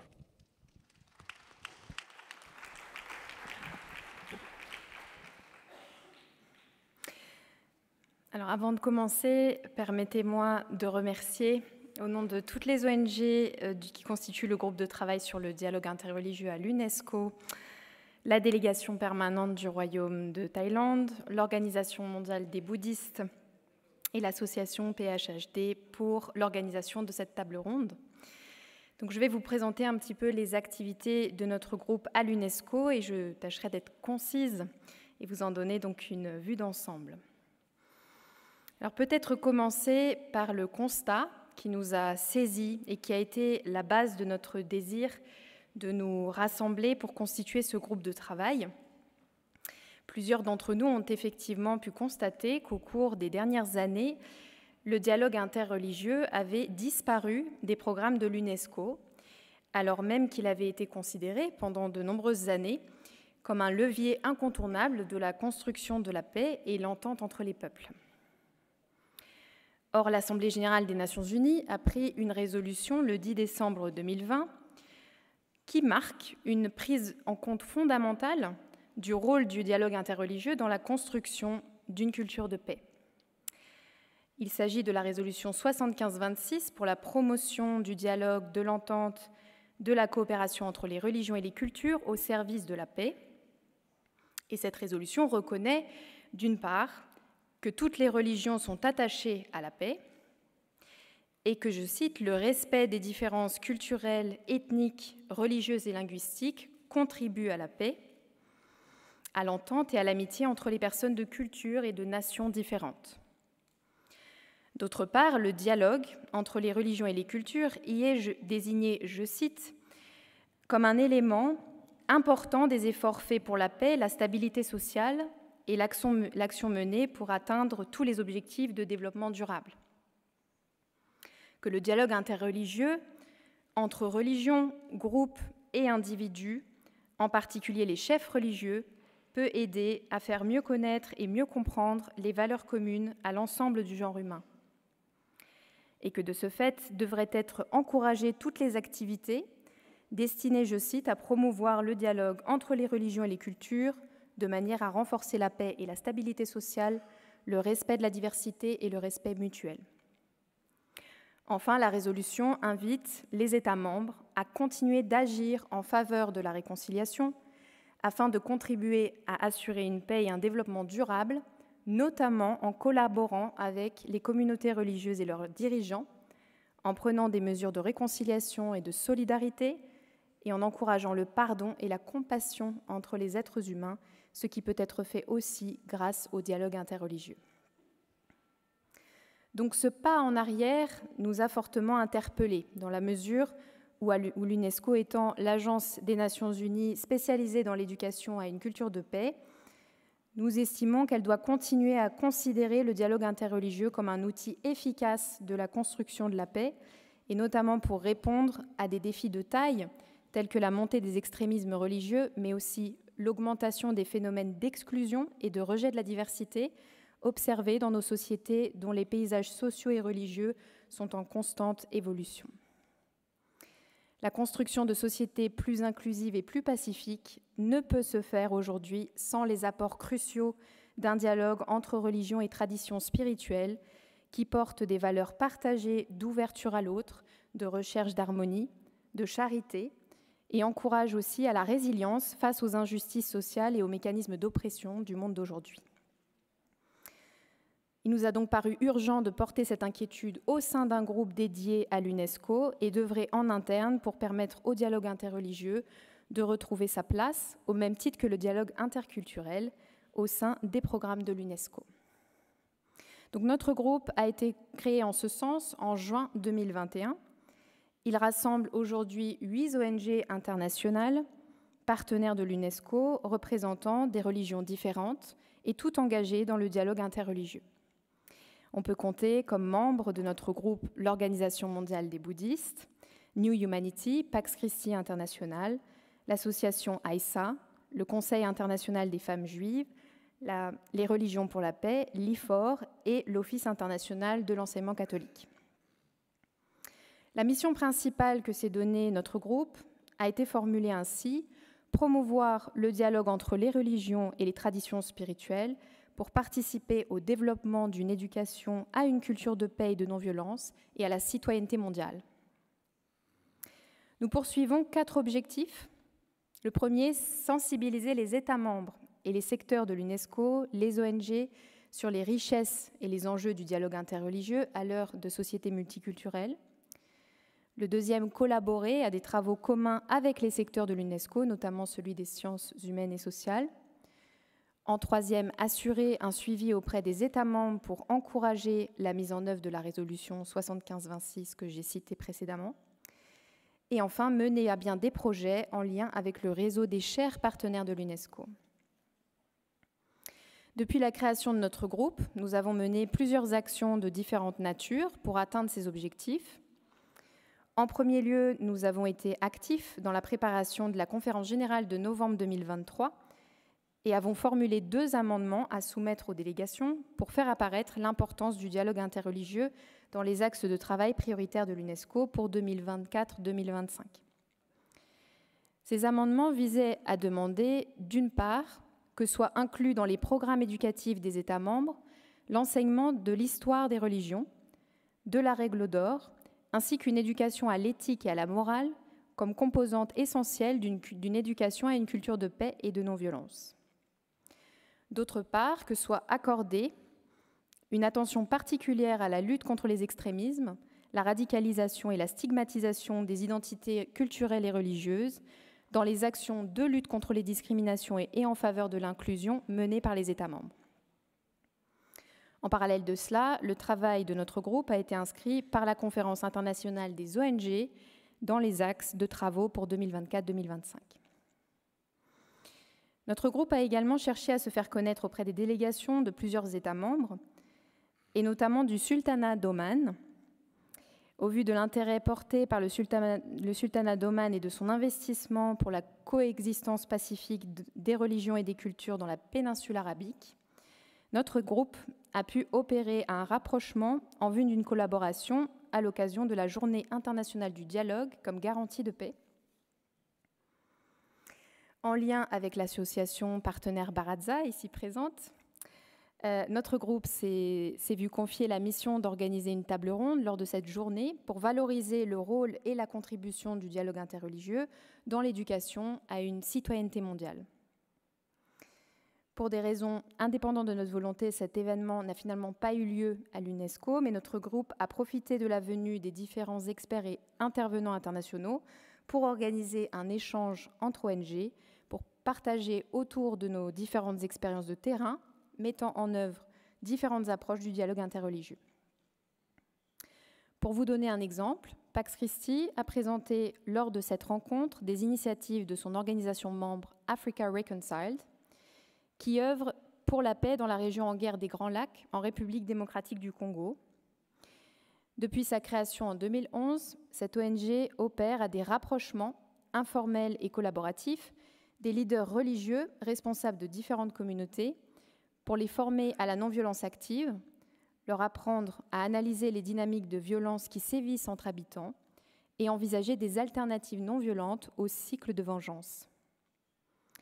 Dans ce pays qui compte plus de 450 tribus, la religion a une part prépondérante dans la vie des citoyens et ne peut être en aucun cas écartée des efforts de paix, tant les leaders religieux y font figure d'autorité, mais aussi de pont entre membres de la classe politique dirigeante et les populations locales qui fréquentent les mêmes lieux de culte mais ne se côtoient pas. Africa Reconciled organise également des rencontres pour encourager les leaders religieux à prendre leurs responsabilités dans l'accompagnement de leurs jeunes, en créant des espaces de règlement pacifique des conflits et en les aidant à mener des projets entrepreneuriaux pour réduire le taux d'enrôlement de ces derniers dans les bandes armées. New Humanity vous présentera tout à l'heure aussi, dans la suite de cette table ronde, une expérience sur des écoles qui pratiquent le dialogue interreligieux. Les autres ONG de notre groupe sont toutes riches de projets qu'elles mènent sur le terrain et qui montrent que le dialogue interreligieux est effectivement promoteur de paix. Alors, comme nous n'avons malheureusement pas le temps de donner d'autres exemples d'expériences concrètes, nous pourrons vous fournir d'autres témoignages à travers le travail d'éditorial que nous sommes en train de réaliser en ce moment, visant à sensibiliser et faire découvrir au secteur de l'UNESCO et aux délégations le travail de nos ONG sur le terrain. Et nous envisageons la création d'un outil commun qui sortira en mars 2025 sous forme de journal et qui inclura des contributions écrites sur l'apport des religions dans les réflexions identifiées comme prioritaires pour l'UNESCO, comme par exemple l'usage de l'intelligence artificielle, celui des réseaux sociaux, sur des initiatives aussi interreligieuses pour la défense de l'environnement et soutenir l'écologie intégrale. Enfin, notre groupe travaille au développement de synergies et de collaboration avec d'autres groupes spécialisés dans le dialogue interreligieux qui œuvrent dans d'autres instances internationales. Par exemple, la plupart de nos ONG ont des représentants ou sont déjà présentes au Conseil de l'Europe et participent à l'un des 8 comités thématiques dédiés au dialogue interreligieux et interculturel.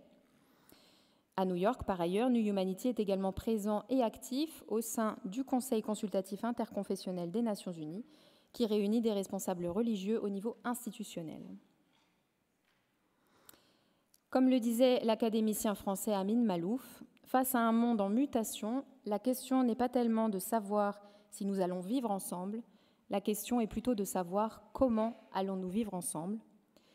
Dans un monde globalisé en proie à des crises et des guerres qui détruisent et auront un impact sur de nombreuses générations, cette question du comment est en effet essentielle pour penser l'avenir et nous souhaitons que le dialogue interreligieux fasse partie intégrante des réponses pour le construire. Nous pensons qu'il est possible de s'accorder sur des valeurs communes à l'humanité, des valeurs fortes, inaliénables et inviolables, qui concernent et donc ont le potentiel de pouvoir rassembler tous les hommes et tous les peuples. En choisissant, dans l'intitulé de cette table ronde, de parler de la religion comme source de force dans un monde difficile, vous avez pris le contre-pied, et nous vous en remercions, de beaucoup de représentations partielles qui tendent à faire ou à voir dans les religions plus un problème ou une source de malaise ou de conflit qu'une source d'inspiration, de pacification, voire une solution pour promouvoir et penser ce que devrait être une culture de paix. Or, derrière ce terme de religion se cache en réalité un triptyque dont notre monde a grandement besoin, qui se compose de la foi en quelque chose qui dépasse l'homme, qui pousse le deuxième élément, la volonté humaine, à se mettre au service d'une cause qui le dépasse, tout en témoignant dans l'action d'une sagesse qu'on aimerait voir rayonner à nouveau dans notre monde actuel. Foi, volonté humaine et sagesse.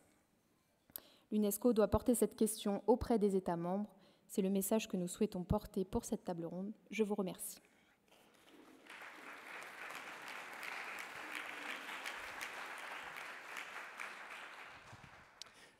Merci beaucoup, Madame Savaliev, pour votre présentation de vos activités, bien évidemment très important, très intéressant. Et l'UNESCO aussi souhaiterait savoir davantage de vos activités à ce propos. Excellencies, ladies and gentlemen, allow me now to turn to our second speaker of this panel discussion.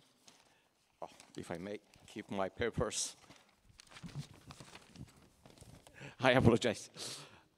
Yes, Madam Anneke Weber, the professor for intercultural research methods and statistics in Lippstadt University of Applied Sciences and president of in Germany indeed, and the president of Association Baraza. Madame Weber has been very active, and she has studied economics at the John Wolfgang Goethe University in Frankfurt am Main in Germany, with an exchange study at the University of the New York School for Social Research in USA. Her dissertation was in the impacts of the ethnic diversity on education in Africa at the University of Zurich, Switzerland. And she also spent 5 months conducting field researches in Kenya and Tanzania in this regard. As a guest lecturer, she taught micro and macroeconomics at the National University of Rwanda.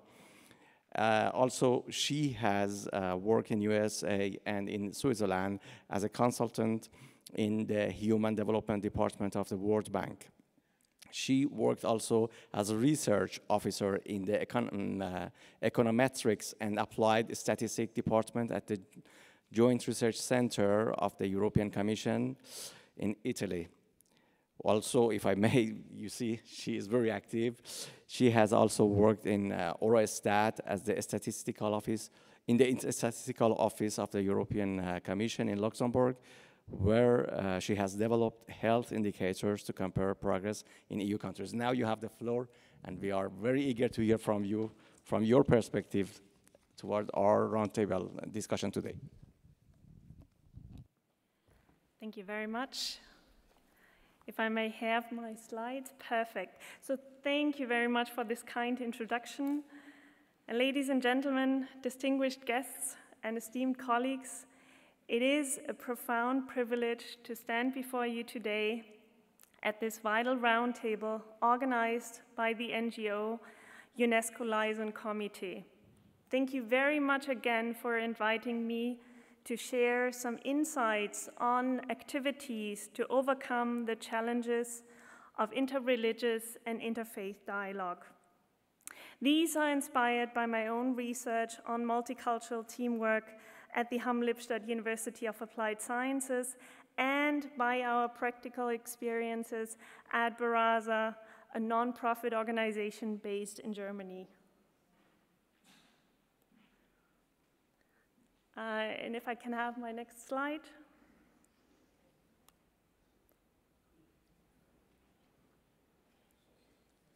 Okay. May I ask you help our technicians?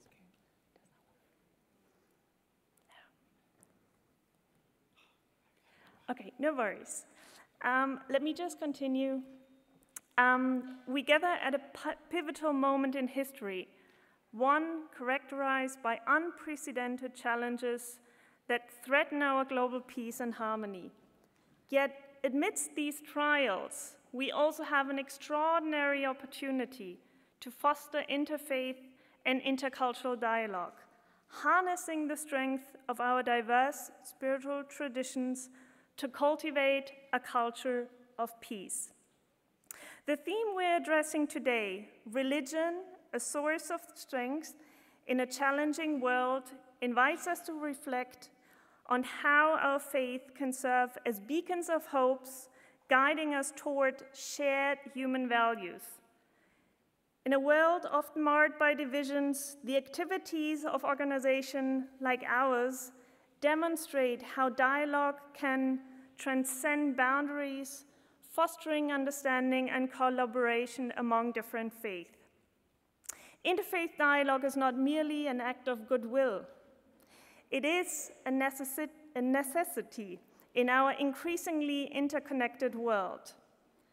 As we witness rising tensions rooted in religious misunderstandings and conflicts, we must actively seek common ground.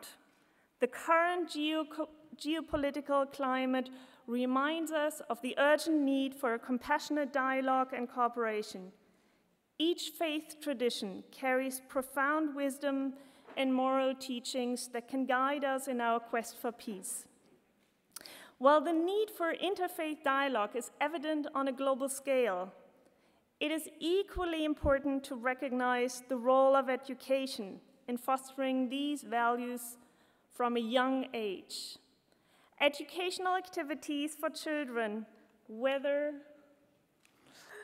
in formal schools or non-formal settings, serve as crucial environments where they can develop a deep understanding and respect for diverse religious and cultural perspectives. Research has consistently demonstrated the vital role of education in promoting intercultural and interfaith tolerance. Studies show that educational programs designed to foster cultural understanding and empathy significantly reduce prejudice and stereotypes among children. Furthermore, integrating intercultural dialogue into both formal and informal learning environments has been proven to enhance social cohesion and prepare young people for more diverse and inclusive societies. More importantly, studies indicate that early exposure to diverse cultures and beliefs is instrumental in shaping attitudes towards tolerance and acceptance. Academic research reveals that children who are exposed to multicultural education are more likely to develop positive attitudes towards peers from different backgrounds. This foundational understanding can significantly reduce prejudice and cultivate a sense of belonging among children. So the question remains, how can we effectively implement these educational strategies? Academic research highlights the effectiveness of artistic methods in fostering interfaith dialogue by encouraging creative expression and empathy. Studies have shown that arts-based approaches such as theater, music, and visual arts allow participants to explore and communicate diverse perspectives in a non-confrontational way. Research also supports the integration of life skills training, such as emotional intelligence, critical thinking, and interfaith differences. Together, these methods have been proven to enhance mutual understanding, reduce prejudice, and promote lasting dialogue between different faith communities. These are the research findings that we have used at Baraza to develop our approaches. At Baraza, we firmly believe that education is the unshakable foundation upon which lasting peace is built. Baraza, which translates to council in Swahili, is a council for mutual understanding. Our nonprofit organization is dedicated to nurturing intercultural and interfaith understanding and cooperation through a global network of committed individuals and communities. Our mission is to create opportunities for learning and dialogue, fostering an environment where ideas can be shared to advance peaceful relations among different, diverse cultures and faiths. Through our various activities, we aim to break down barriers and build bridges of understanding. Our vision is ambitious, yet vital. We strive for the pursuit of respect and acceptance across the world. We envision a future where societies are equipped to promote universal human values, creating a foundation for harmony and collaboration. By empowering individuals and communities to embrace diversity, Baraza is committed to contributing to a more peaceful and inclusive world. Having shared our vision for a more inclusive and peaceful world, I would now like to highlight concrete ways in which Baraza brings this vision to life.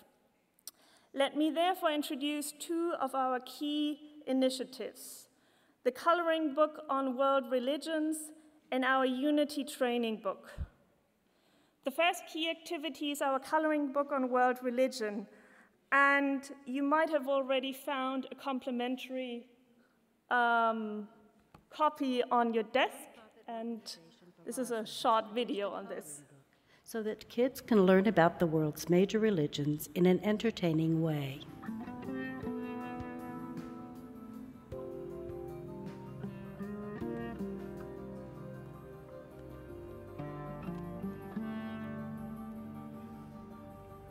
It's free to download.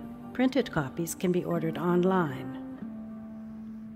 We're hoping to raise enough funds to have it produced in many more languages, with printed copies for sponsors to give away themselves. Thank you very much. So feel free to take the copy of the coloring book home.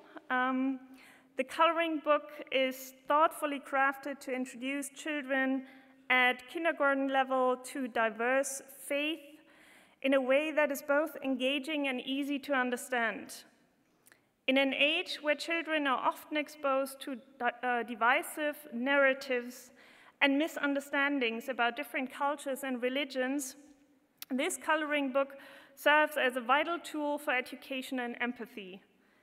And it is also what has been repeatedly shown in research, namely that early exposure to diverse perspectives can significantly reduce prejudice and foster inclusivity. The coloring book introduces children to the richness of various faiths in an engaging and approachable manner. By incorporating elements of arts and storytelling, we allow young learners to explore and appreciate the values, beliefs, and practices that shape the world around them. Through this creative engagement, we encourage curiosity, dialogue, and respect. The coloring book is available in 16 languages and has been already distributed to schools in Indonesia, Lebanon, Germany, Switzerland, Bosnia and Herzegovina, and Bulgaria. The feedback we received from educators and parents alike has been overwhelmingly positive. Teachers report that the coloring book has sparked meaningful discussions in classrooms, enabling students to share their own experiences and learn from another. Parents have expressed gratitude for a resource that not only entertains, but also educates the people about the diversity of religions and faith. A second example of the educational activities at Baraza to promote intercultural dialogue is our Unity Youth Leadership Training Program. The Unity Training Program empowers young leaders to engage in constructive dialogue and community building, equipping them with essential life skills like confidence, critical thinking, and empathy.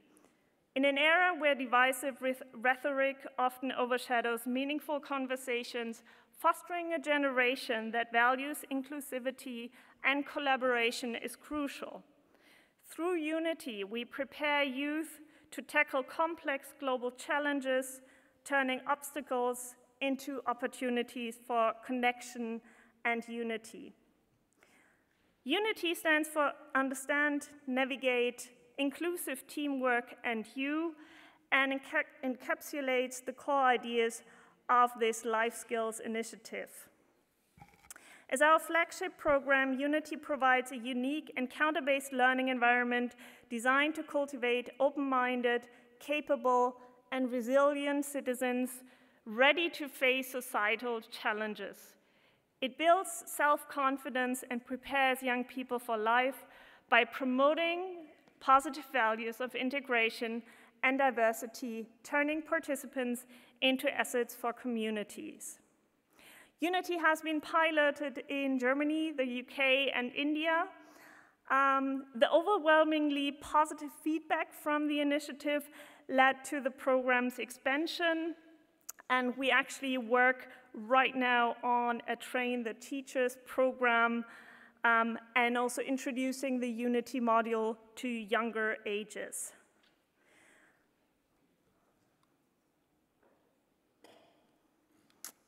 One of the key aspects of Unity is its ability to nurture positive relationships between participants from different religious, spiritual, and humanistic traditions. It promotes networking and mutual respect, ensuring that participants, regardless of their religion or worldview, can engage fully in the program. This is again consistent with the scientific research showing that youth leadership training programs significantly enhance interpersonal skills, civic engagement, and awareness of social issues, preparing participants to become active, compassionate leaders. In addition to fostering respect and networking, Unity's approach deepens its impact by creating a unique space where young people can openly share experiences and perspectives across diverse backgrounds. Through workshops, discussions, and collaborative projects, participants learn to value empathy and understanding. The program also emphasizes cultivating a sense of agency among young people. By encouraging them to take on leadership roles, we help them recognize the potential to drive positive change within their communities. Participants engage with pressing issues such as social justice, environmental sustainability, and cultural understanding, discovering that they can actively shape the world around them. Feedback, again, has been both inspiring and affirming. Many participants have reported that the program transformed their perspective on leadership and community engagement. They now feel more confident initiating conversations around difficult topics, building bridges between opposing viewpoints. This is precisely what Unity seeks to achieve: a new generation of leaders equipped with not only knowledge, but also the empathy and courage to advocate for peace and understanding. The Coloring Book on World Religions and the Unity Program are two examples of Baraza's initiatives. Drawing on these examples, I would like now to discuss two broader points on promoting interfaith and intercultural dialogue. Firstly, activities to promote intercultural dialogue should be introduced from a very early age to lay the foundation for lasting peace. When young children learn to value and understand these diverse cultures and beliefs and perspectives, they develop empathy, tolerance, and the skills needed to navigate in an increasingly interconnected world. As we strive for a future where differences are celebrated rather than feared, it is important to remember that the youth are not just the leaders of tomorrow, they are the change makers of today. Programs like Unity and the Coloring Book inspire young people to embrace their roles as ambassadors of peace, fostering a culture of understanding that transcends borders and beliefs. Early exposure to intercultural dialogue shapes how children perceive differences, replacing fear or prejudice with curiosity and respect, ultimately creating a generation inclined to embrace diversity and collaborate across cultures. By prioritizing these values in an early education, we help build a future rooted in harmony and mutual respect. Educating children in intercultural and interfaith tolerance is not just an option, it is an imperative. By equipping the next generation with the tools to appreciate diversity, we lay the groundwork for a more peaceful and inclusive society. The second point that I would like to make centers on the question, who is needed to carry out this crucial work? And here, all of us at this roundtable will agree that NGOs are vital in facilitating these educational experiences of children. Research supports this and highlights the crucial role NGOs play in fostering intercultural and interfaith dialogue, stepping in where formal education systems may fall short. Schools often prioritize standardized curricula and lack the flexibility, time, or resources to engage meaningfully with intercultural exchange. In contrast, NGOs are uniquely positioned to address these limitations by adapting readily to local contexts, societal shifts, and emerging needs, facilitating authentic, cross-cultural, and interfaith connections that encourage and respect empathy. Through diverse programs, from community-based workshops to youth dialogues, NGOs create platforms that actively divide and foster mutual understanding. These learning opportunities, often difficult to incorporate with traditional educational structures, allow individuals to connect on a deeper level, cultivating cultural sensitivity and an appreciation for shared values across diverse backgrounds. The work of NGOs thus complements formal education by creating inclusive spaces that encourage collaboration, dispel stereotypes, and empower people to become advocates for intercultural dialogue.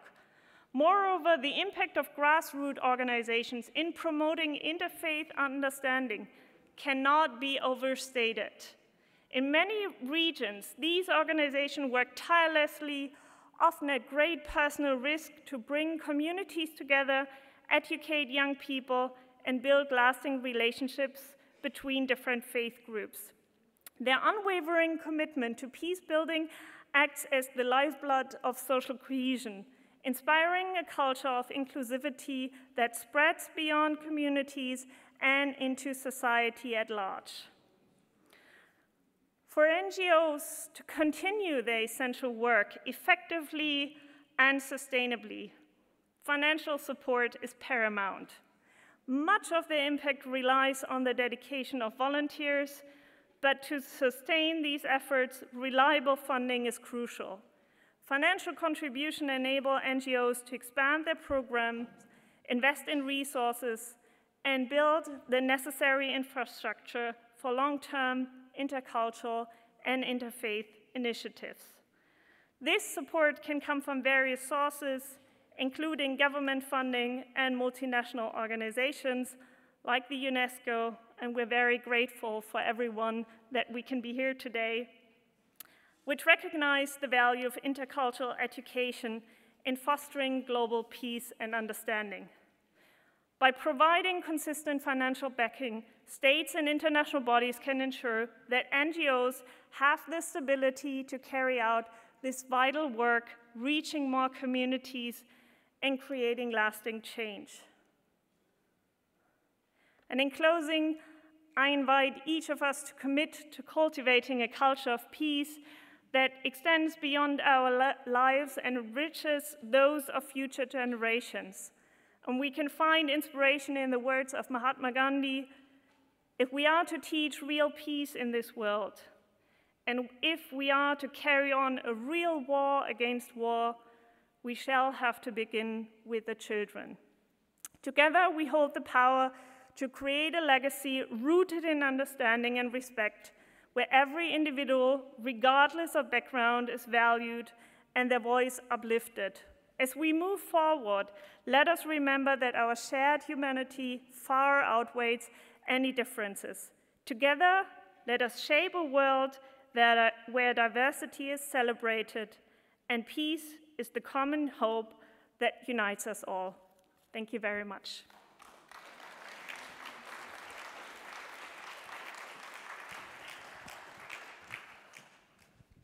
Thank you very much, Madam Weber, for your precise presentation of the work of the Brazza Association, as well as especially the importance that you accord to the education and cultivating the culture of peace. Indeed, as you certainly know, the founding chart of UNESCO is, as the wars start in the human mind, it is in the human mind that we have to cultivate the culture of peace. And indeed, in different fields, including in the inter-religious dialogue, UNESCO accords very, very high importance to the educating and cultivating the culture of dialogue and inter-religious, intercultural dialogue in the different age levels, including children. They are very important. So you can count on UNESCO to support your activities, and we hope that we can benefit from the result of your NGO and other NGOs work in this field. Now, allow me to give the floor to Madame Maria Teresa Siniscalco from Italy. She works as an expert for the National Institute for the Evaluation of the Italian Education System, where she was previously National Project Manager of the OECD PISA. Also, currently, she coordinates the EDU, an international network of experts in pedagogy and educational science of the NGO of the New Humanity. Now, we have the pleasure to have your views and your insights in regard to our this afternoon roundtable. You have the floor.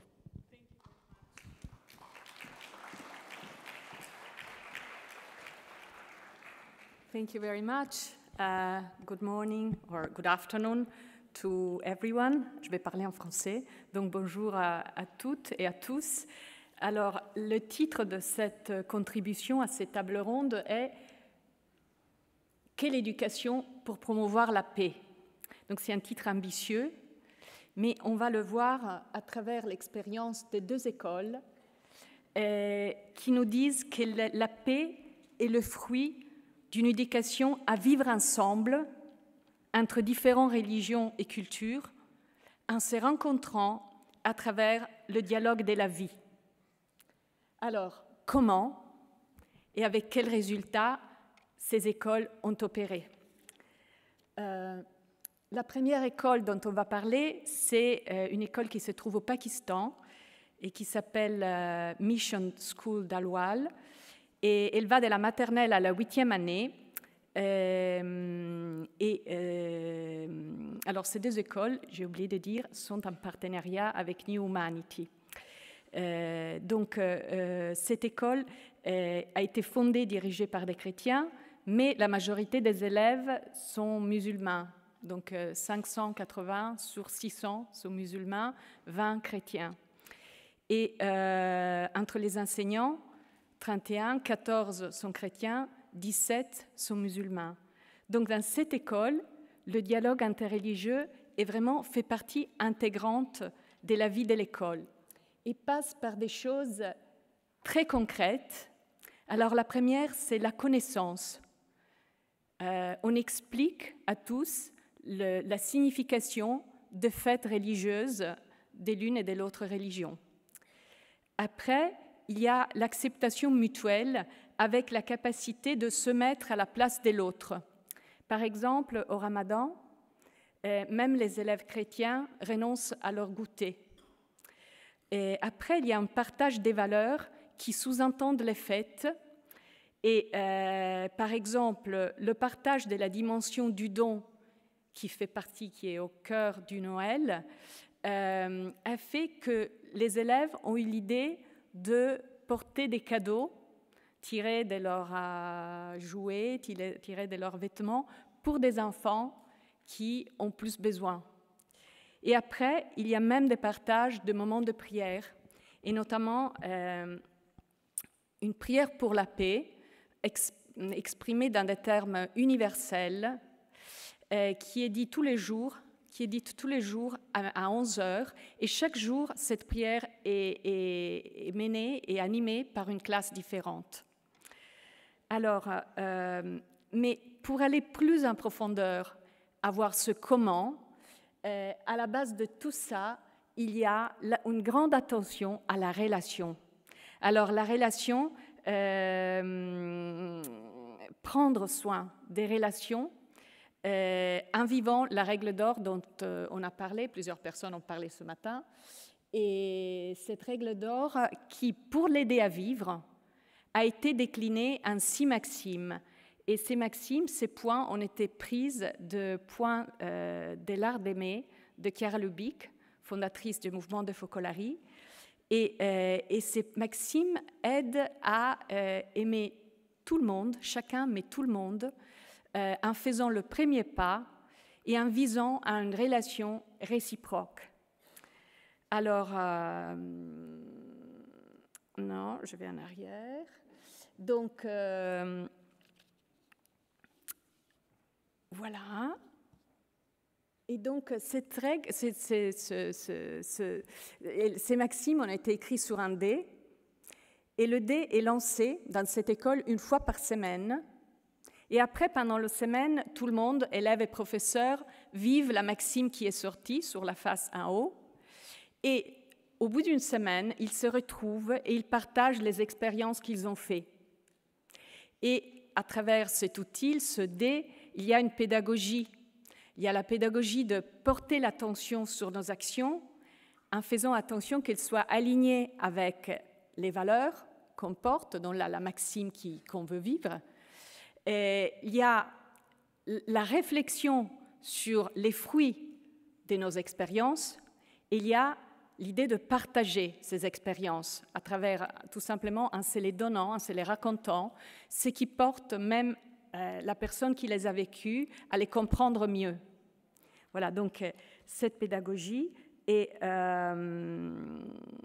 des très nombreuses versions de ce dé ont été faites. Là, on voit le dé de la paix qui a été développé par Living Peace, qui est un programme d'éducation à la paix qui fait partie de New Humanity. Mais il y a le dé de le sport pour vivre cette attention dans le sport. Il y a le dé de la terre pour vivre l'écologie avec l'attention justement à notre planète. Il y a le dé des psychologues, il y a le dé des entreprises, et il y a aussi un dé du dialogue interreligieux qu'on verra à la fin. Alors, quels sont les résultats? Les résultats, en premier lieu, sont un climat positif dans l'école. Et nous savons par la recherche combien un climat positif, un climat relationnel positif, a un impact sur les résultats. Et ça, c'est le cas, effectivement.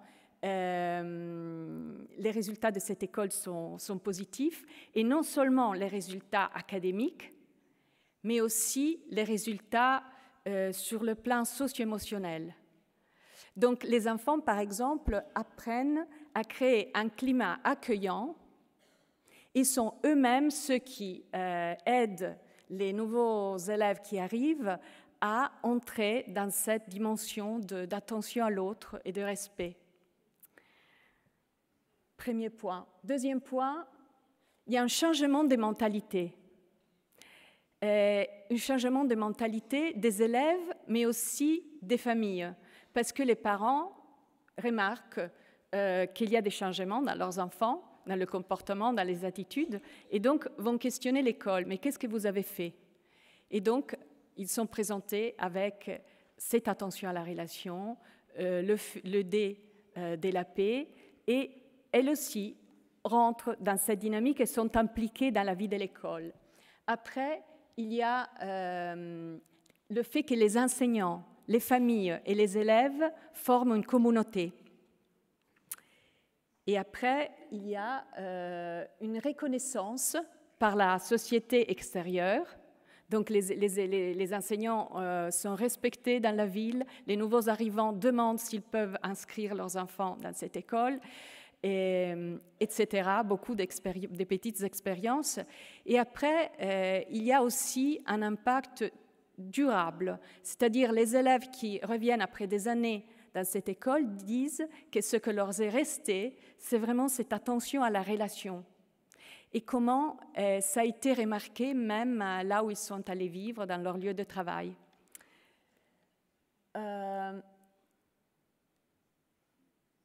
Voilà, j'ai l'impression que les slides, ce n'est pas la dernière version, mais ce n'est pas grave. Ce dialogue interreligieux, ce dialogue de la vie, contribue à développer la compétence globale, c'est-à-dire cette chose dont on parle depuis des décennies et qui est à la base du cible 4.7 des objectifs de développement durable, qui dit que nous avons vraiment besoin d'apprendre à vivre en paix. Hein. Et cette compétence globale a été déclinée en 4 compétences, en 4 capacités, récemment par l'OCDE. Et cette définition a été acceptée par 79 pays. Les pays qui participent à PISA, cette enquête internationale sur les acquis des élèves. Et alors, quelles sont ces 4 dimensions? Il y a la connaissance des réalités interculturelles, il y a la capacité de comprendre et apprécier le point de vue de l'autre, se mettre à la place de l'autre, il y a la capacité d'interagir avec respect, et il y a la capacité d'agir de manière responsable pour le bien-être de tous. Donc voilà, on voit que ces dimensions qui font partie de cette compétence globale qui est tellement importante sont intégrées dans la vie de cette école. L'autre école est l'école maternelle Rayon de Soleil en Slovénie. Elle a été fondée il y a 20 ans par des chrétiens. Il y a 110 élèves. 107 sont chrétiennes et 3 sont musulmans. Et dans l'équipe, les membres du personnel, seulement 2 sont musulmans. Donc ici, les proportions sont inversées par rapport à l'école précédente. Mais même cette école a senti le besoin de faire une démarche d'ouverture sur le monde et de dialogue interreligieux. Et donc, comment ils ont entamé cette démarche qui a vraiment est arrivée à une connaissance profonde de l'autre. Alors, tout d'abord, des choses très concrètes. Manger ensemble en partageant des plats traditionnels des différentes cultures. Partir ensemble en voyage ou en vacances. Célébrer les fêtes religieuses de l'autre. S'inviter à dîner. Adaptant sa propre cuisine à la culture et à la religion de l'autre, passer du temps ensemble et discuter des questions de plus en plus personnelles. À la fin, vraiment, ils ont parlé des choses très personnelles, divisées en groupes de femmes, en groupes, d'un côté les femmes, d'un côté les hommes, en parlant des choses qu'ils n'avaient même pas partagées dans leur propre communauté. Alors, tout cela construit des relations, élimine la distance et génère de la confiance. Alors, mais en plus de cela, cette école a voulu faire une réflexion sur le parcours de dialogue qu'ils avaient fait. Ils ont vu que dans ce parcours de dialogue interreligieux, il y avait 6 étapes. La première étape est celle où il n'y a pas de dialogue. Il y a des tensions, il y a des conflits. Dans une deuxième étape, il n'y a pas de conflit ouvert, mais l'autre est ignoré. Chacun vit replié sur son propre groupe. Dans une troisième étape, il y a tolérance, mais pas de véritable rencontre. Je sais que tu es là, je te tolère, nous pouvons vivre proches, à côté, mais il y a encore des malentendus et nous ne nous apprécions pas vraiment. Dans une quatrième étape, il y a une rencontre partielle. Nous nous rencontrons, mais subsistent des tabous. Beaucoup de choses ne sont pas abordées pour éviter des frictions. Après, il y a une cinquième étape où la rencontre est complète, les préjugés sont dépassés, mais on se rencontre autour d'un événement concret. On fait une fête ensemble, on organise une exposition, donc on est dans le domaine du faire ensemble. Et puis, il y a une sixième étape où il y a une vraie communion des vies. Et là, justement, je voudrais vous dire avec leurs mots, qu'est-ce qu'ils ont compris dans cette sixième étape qu'ils ont vécue. Dans cette sixième étape, on décide intentionnellement d'entrer dans un processus dans lequel on se met en jeu et on accepte d'être changé. C'est quelque chose que ce matin a été dit. Le vrai dialogue veut dire accepter d'être changé par l'autre. On se rend compte que nous pouvons être de meilleures personnes si nous sommes ensemble. Je laisse tomber l'idée d'être complet à moi-même, dans mon groupe, dans ma culture, et je laisse venir l'idée que dans la relation avec l'autre, qui est différent de moi, je grandis. Et donc, dans cette perspective, le dialogue interreligieux devient un acte de confiance dans la relation et implique de prendre le risque d'être blessé, de s'ouvrir à la vulnérabilité et donc à la créativité. Donc, quelque chose de nouveau peut naître.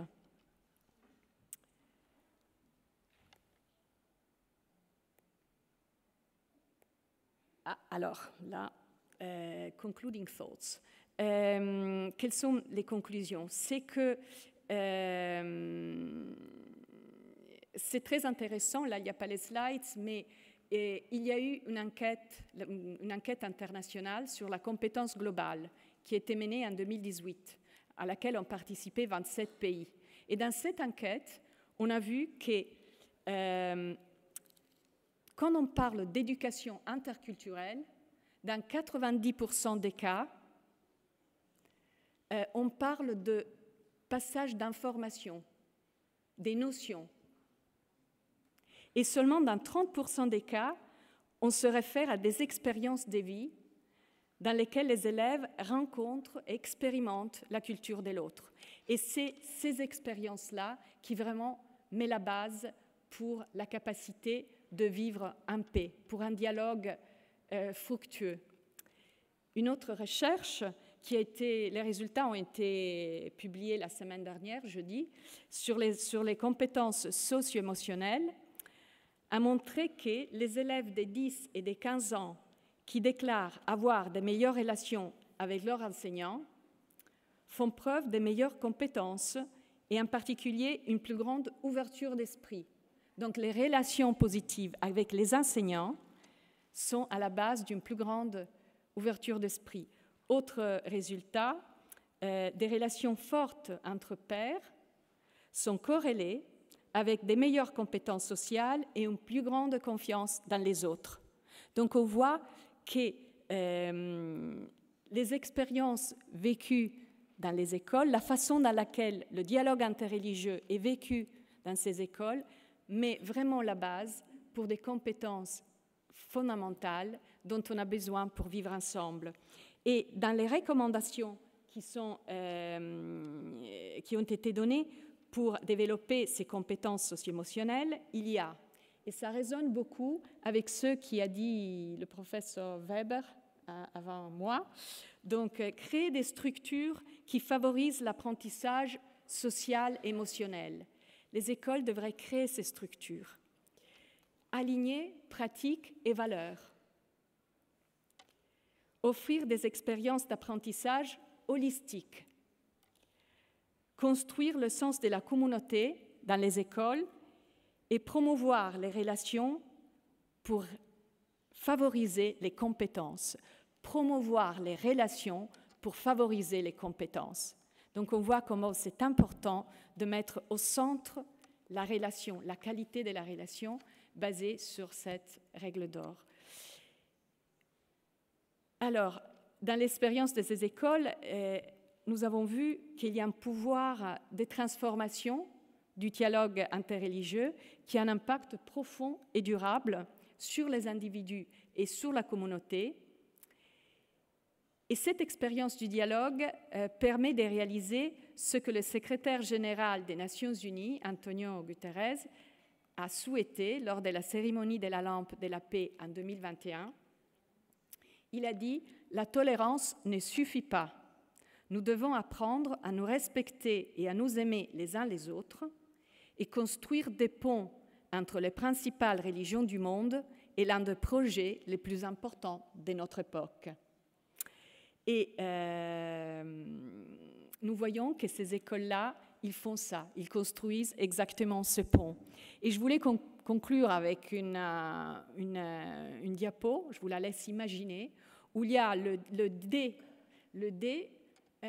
la version interreligieuse du D de la paix, où cette idée a été développée au Mexique par les représentants de 5 grandes religions, donc l'islam, le judaïsme, le bouddhisme, le christianisme et, je ne me rappelle plus le 5e, et l'hindouisme. Et chaque représentant a proposé une phrase à écrire sur une face du dé, une phrase qui représente le cœur de sa tradition religieuse. Après, chacun est parti avec son dé sous le bras et ils se sont revus au bout d'un mois et chacun a raconté les expériences qu'il avait vécues en vivant les maximes, les phrases des autres religions. Et ça a été un moment où on expérimente la communion, justement grâce à la diversité, là où il y a un dialogue ouvert. Voilà, et c'est ça que ces écoles proposent.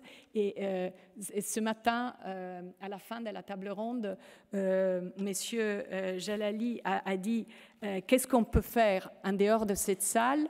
Voilà, ces écoles nous disent quelque chose comme les expériences de Baraza avant ou de Pax Christi. Merci.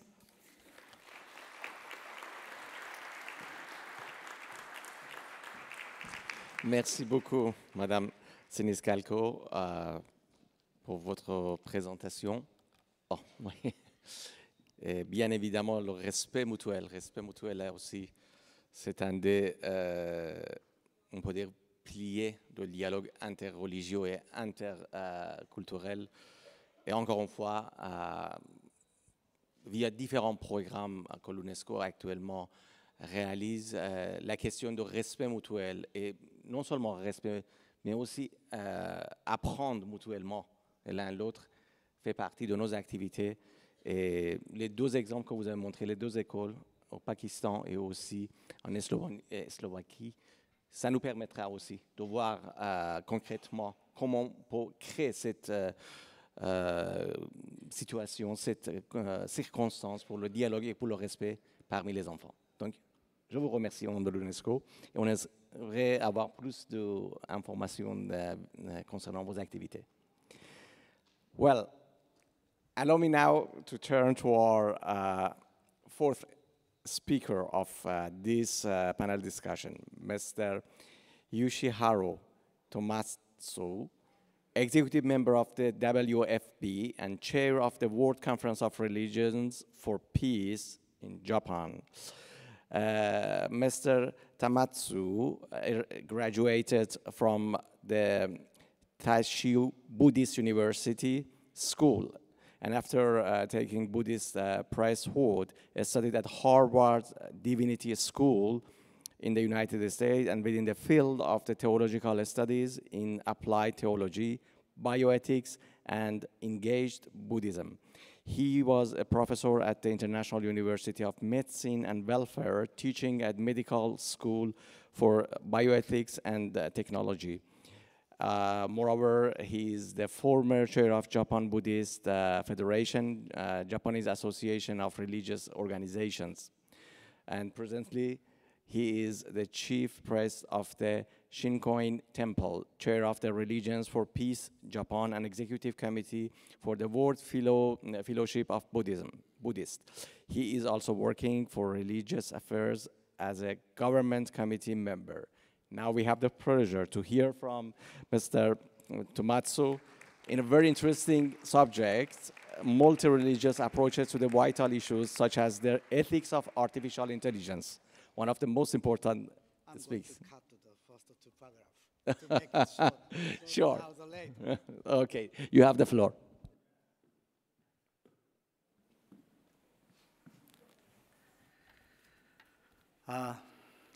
Good afternoon, ladies and gentlemen.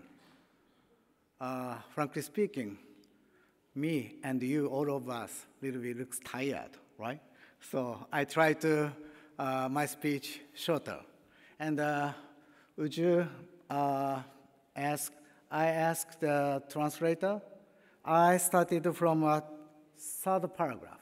I cut the 2 paragraphs because that 2 paragraph is just mentioned about the present situation.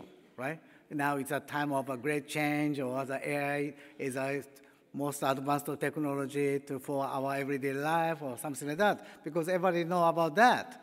So now I'm going to go to the main issues. On this theme means like this multi-religious approach to vital issues such as the ethics of artificial intelligence towards united human value. So is this the, please start PowerPoint? Which one? May I ask the help of our technicians? How? Which direction I should? Should use this one? Okay. Oh, no. The PowerPoint has not started yet. Maybe our technician can start the PowerPoint. Okay, okay. Anyway, okay. On this theme, I'd like to report on the project on AI ethics through interface dialogue conducted this year by Religions Peace for Japan, of which I am a chair. This year in July, Religions for Peace Japan, together with the Pontifical Academy for Life, the Abu Dhabi Peace Forum, and the Chief Rabbinical Committee in Israel, organized an international conference called AI Ethics for Peace, World Religions Committed to the Roma Call in Hiroshima. The conference was attended by 50 religious leaders from all over the world, business leaders such as President of Microsoft and also the Cisco and IBM, and also by members of the Japanese government. The purpose of the conference was to further broaden the support for Pope Francis' initiative. Okay. The Roma Call for AI ethics. While the new technology of artificial intelligence has greatly benefited human life through its convenience and efficiency, it also has a negative impact that may lead to the loss of humanities. For example, there have been events where AI has contributed to racism and hate speech. The IMF also warns of a widening economic gap between those who utilize AI and those who are not. Furthermore, AI is utilized in weapons to commit cruel and inhuman acts. In response to this situation, the conference pledged that religious leaders and faith communities would like the initiative to establish ethical development in algorithm. This is called algorithmics for the protection of human dignity in the age of AI and for the sustainable development of humanity and the earth. It called on the international community to place the common good of humanity at the core of the development and operation of AI, the most advanced technology available, to ensure that no one is discriminated against and to preserve a sound global society for the future. Specifically, it calls for the following 6 principles.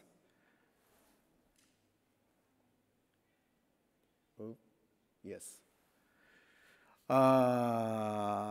In the development and operation, AI, 1, transparency, 2, inclusiveness, 3, responsibility, 4, fairness, 5, reliability, and 6, security and privacy. I would like to a little bit explain about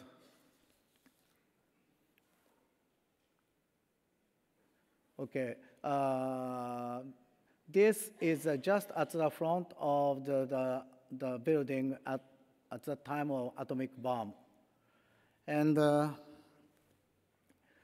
this is this very particular meeting, because, for example, in Japan, sometimes we get together with government people or the CEO of the big company, but after they finish speech, as soon as possible, they left. But this time, there's Brad Smith, the CEO of the Microsoft, and also like the Cisco and the vice president of IMF. They stayed from the beginning to the last, and they participated all the conference. They discussed together, talked together to everybody. That is a very, very rare. I'm really impressed. And but this Japanese minister, he just go back after his speech.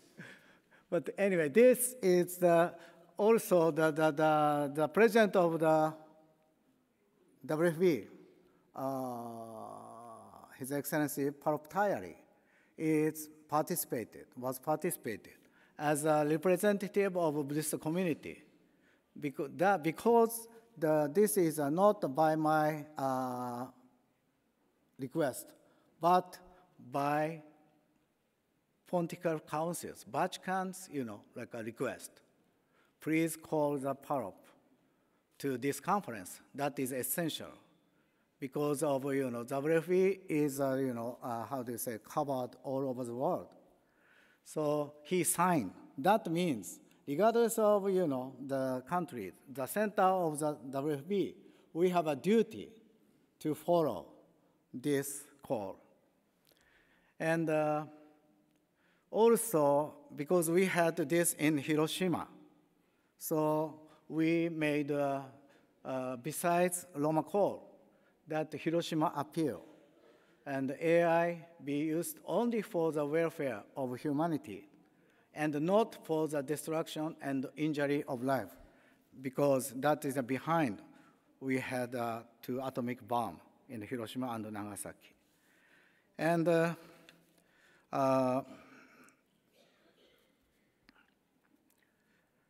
anyway, in addition, 79 years ago, from the very place where the atomic bomb was dropped, the Hiroshima appeal was adopted.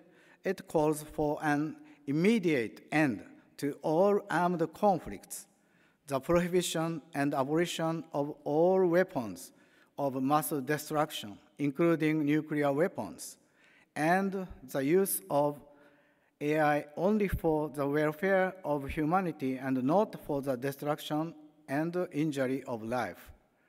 After the conference, these recommendations were handed directly to them former Prime Minister Fumio Kishida of Japan by Japanese religious leaders. Today, the issue of AI ethics has become a pressing issue at the political level as well. At the G7 Hiroshima summit last year, the Japanese government launched the Hiroshima AI process to lead the creation of international AI rules. Therefore, in this meeting with the Prime Minister, the strengthening of cooperation and solidarity between politics and religions on this issue was confirmed. Finally, I would like to consider what is united human value by religion, the theme of this session. I believe that it is very teaching of faith common to many of the world religions, which has been passed down through history. It is often referred to as the golden rule. Almost everybody talk about this.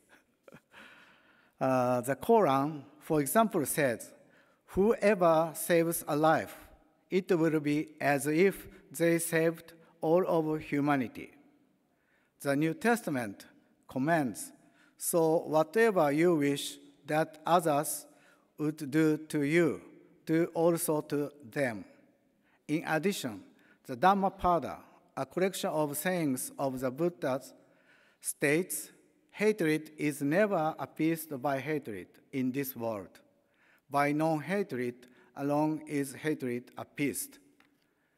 In many, the World Peace Prayers Conference, always everybody cited these words. But how it works? So today, I would like to introduce some historical facts. Japan was saved by this word. And just after World War II, in 1951, San Francisco Peace Treaties. I'm going to show. This is a speech by the Sri Lankan Finance Minister, J.R. Jawaharlal Nehru. It's very difficult to pronounce, I'm sorry. But anyway, speech at the conference for the conclusion and the signature of the Treaty of Peace with Japan, San Francisco, USA, 6 September 1951. This is, actually his speech. But before that, he mentioned, he renounced,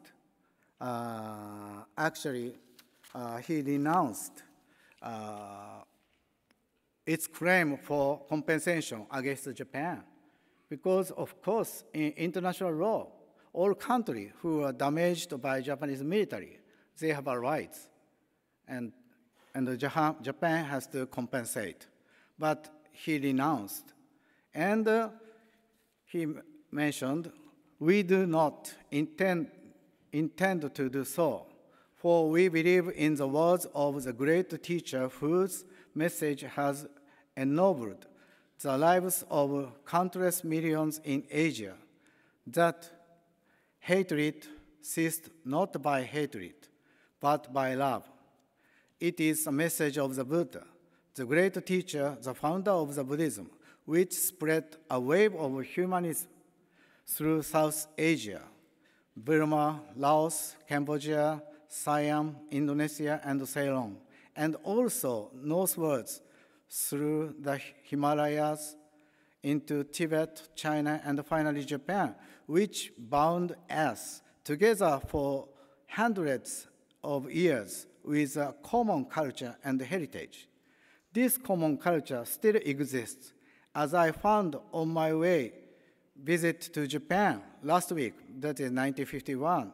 At that time, Japan didn't have anything, all lost. Industry, house, city, all lost. And he visited Japan, and he met leader of the Japan ministers of state, as well as private citizens from their priests in the temple. I gathered the impression that the common people of Japan are still influenced by the shadow of that great teacher of peace and wish to follow it. We must give them that opportunity. Actually, because of that, before his speech, the conference, is going on. Some country strongly insisted Japan should be separated into two, same like Germany. But after this, the speech, this is a New York Times reported. This is his speech. Noted Sri Lanka Finance Minister J.R. Jawaharlal Nehru's speech, the voice of free Asia, eloquent, melancholy, and still strong with the tilt of an Oxford accent, dominated the Japanese Peace Treaties Conference today, because according to the report, all people give a standing ovation to him. So this is based on the Buddhist teachings and the canon. And also the WFP adopted a resolution which supports 3 editions of Buddhist sacred canons from China and Korea preserved at Zojoji, Japan for MOW, Memory of the World, in UNESCO. And These canons are Buddhist basic texts for realizing peace spiritually and socially.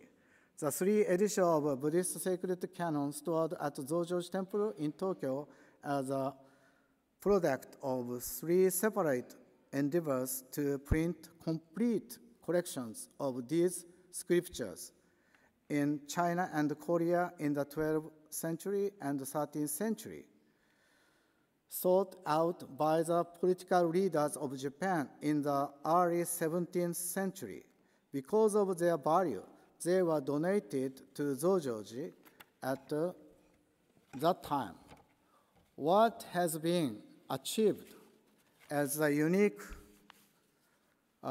preservation of 12,000 volumes of these religious materials in near perfect condition, really perfect condition, despite massive damage to Tokyo by earthquakes, fires, and wars, air bombing. In the modern period, Japan has printed 2 critical editions of Mahayana Buddhist canon by relying on this very material. As the first scholarly publication of Chinese language Buddhist canon using movable type, they have enabled widespread access to this literature throughout East Asia, supporting the preservation of Buddhism itself. Recently, this material has been digitalized, positioning it as a globally significant part of spiritual and cultural history for peace. In the context of WFP and religion for peace, it is the belief that as fundamentally relational, our well-being is intrinsically shared and that all people exist in an interconnected life, which is shared by the religious people of the world.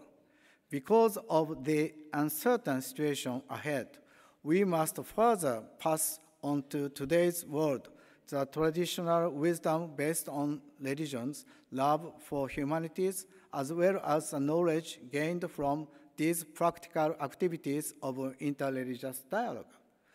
We are indeed facing many problems now. However, I would like to present to our children a culture of peace and nonviolence, and a world in which no one is left behind. Since I am honored to have this opportunity to make a speech, I pledge my own devotion as an executive member of the WFB and a chair of Religion for Peace in Japan to this goal once again. Thank you very much for your kind attention. Thanks so much.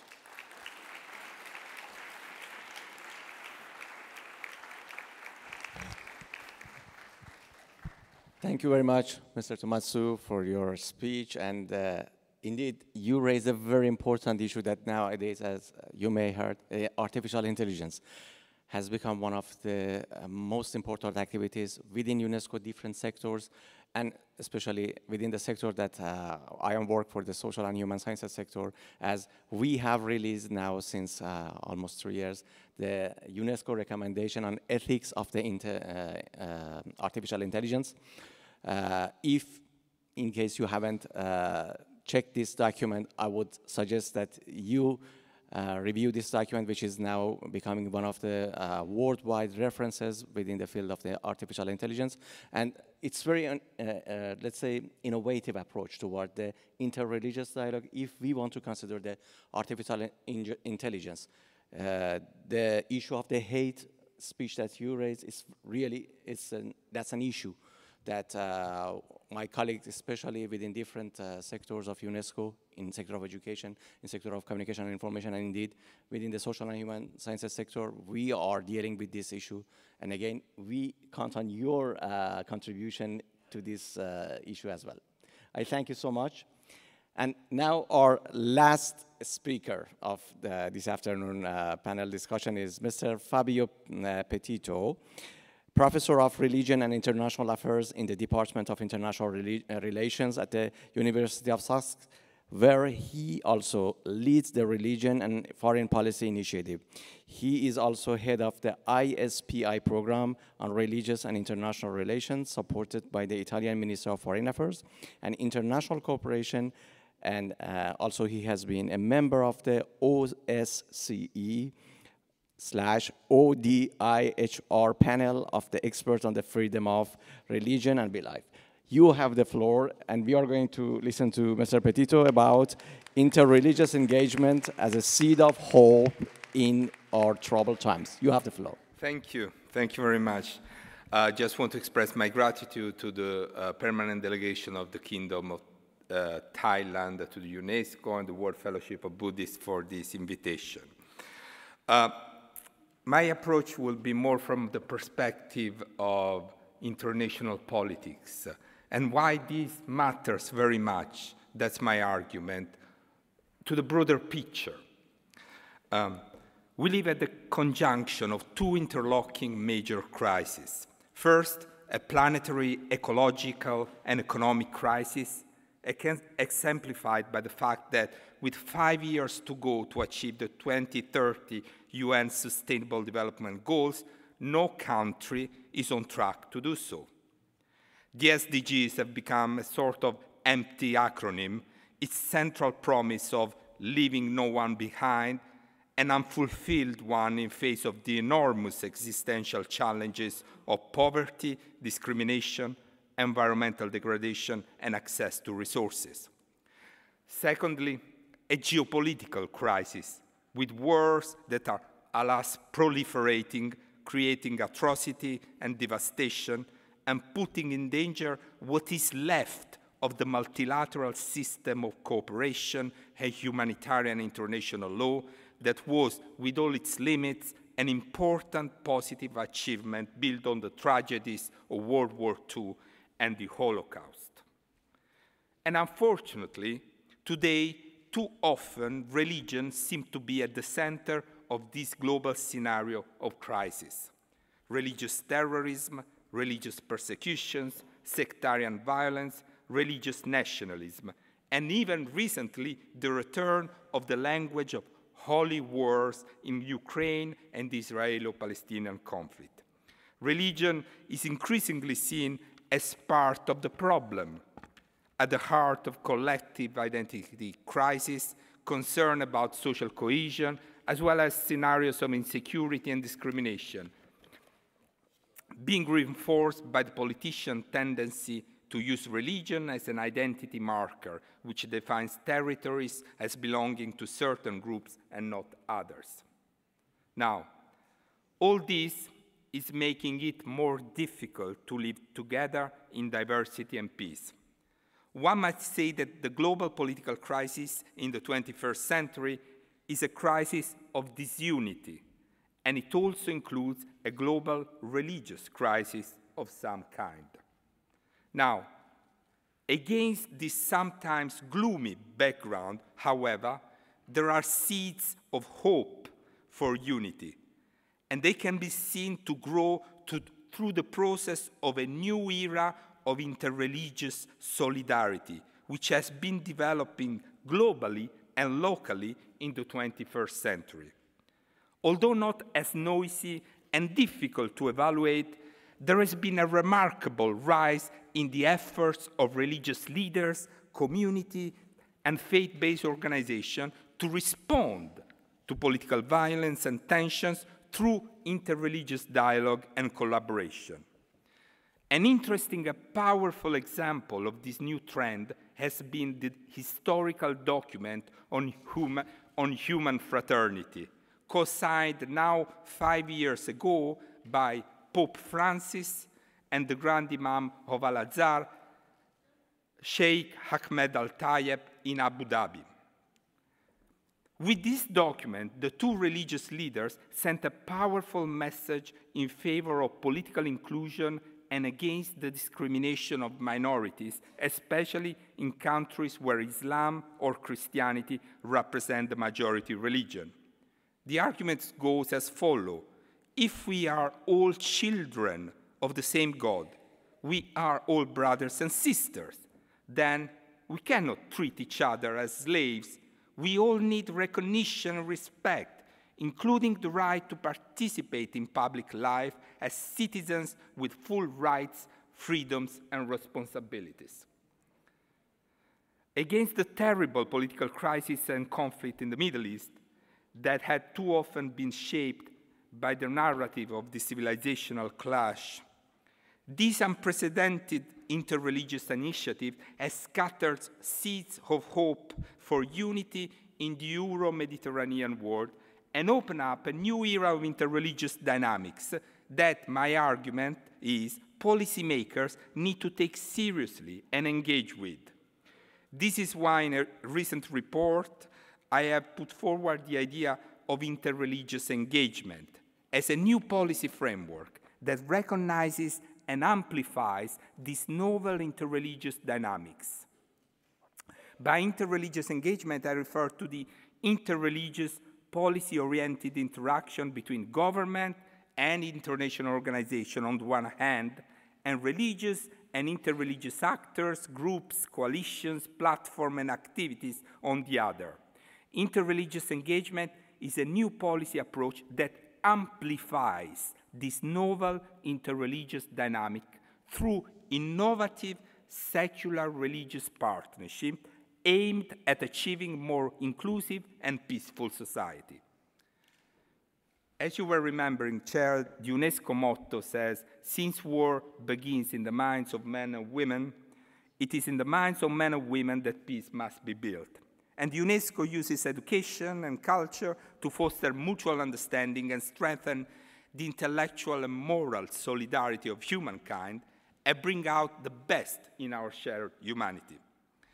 I have to say it becomes therefore almost unexplainable to me that in a world that has finally recognized its own secular blind spot, fruit of the specific history of the 20th century, we're also the most staunch defender of public reasoning, like the philosopher of the Enlightenment values, Jürgen Habermas, who has called for new post-secular dialogue among secular and religious authorities and ideas.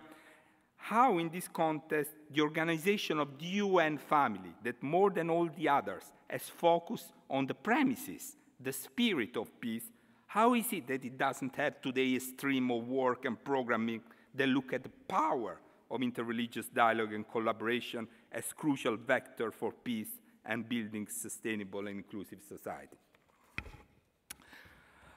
I would go as far as arguing, perhaps provocatively, that this religious narrative of interreligious solidarity and human fraternity that we are seeing spreading all over the world are today carrying global hopes for unity and universalism more than any other secular political discourse and narrative.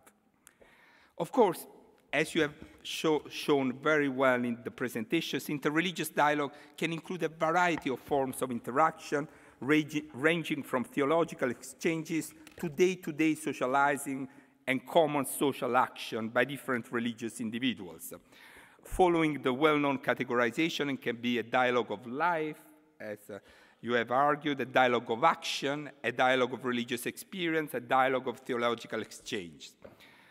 But interreligious dialogue as a sustained global practice is a relatively new phenomenon and has only significantly deepened over the last 2 decades. The most significant trend of this growth has seen interreligious dialogue moving steadily from theology to practical collaboration.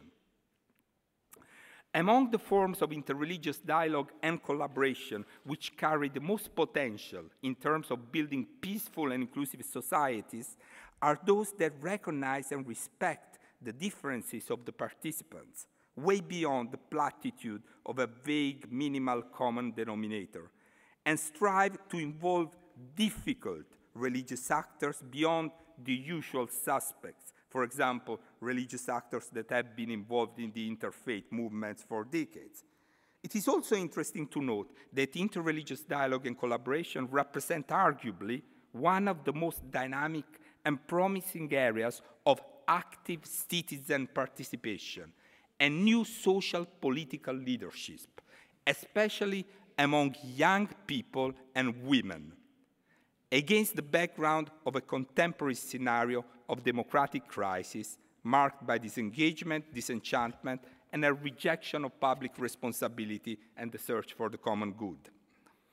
Now, today, even policymakers around the world increasingly recognize that interreligious dialogue and collaboration can be part of the solution and a strategic resource for peace building, the strengthening of human rights, and the advancement of sustainable development.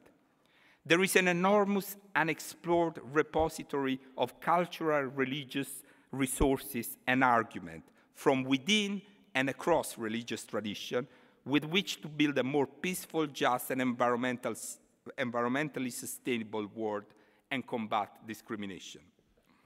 In fact, in the international policy community, religious engagement is emerging as one of the most promising fields of strategic and creative thinking in which government and the international organization can work collaboratively in partnership with the religious and faith-based organization to achieve common policy goals.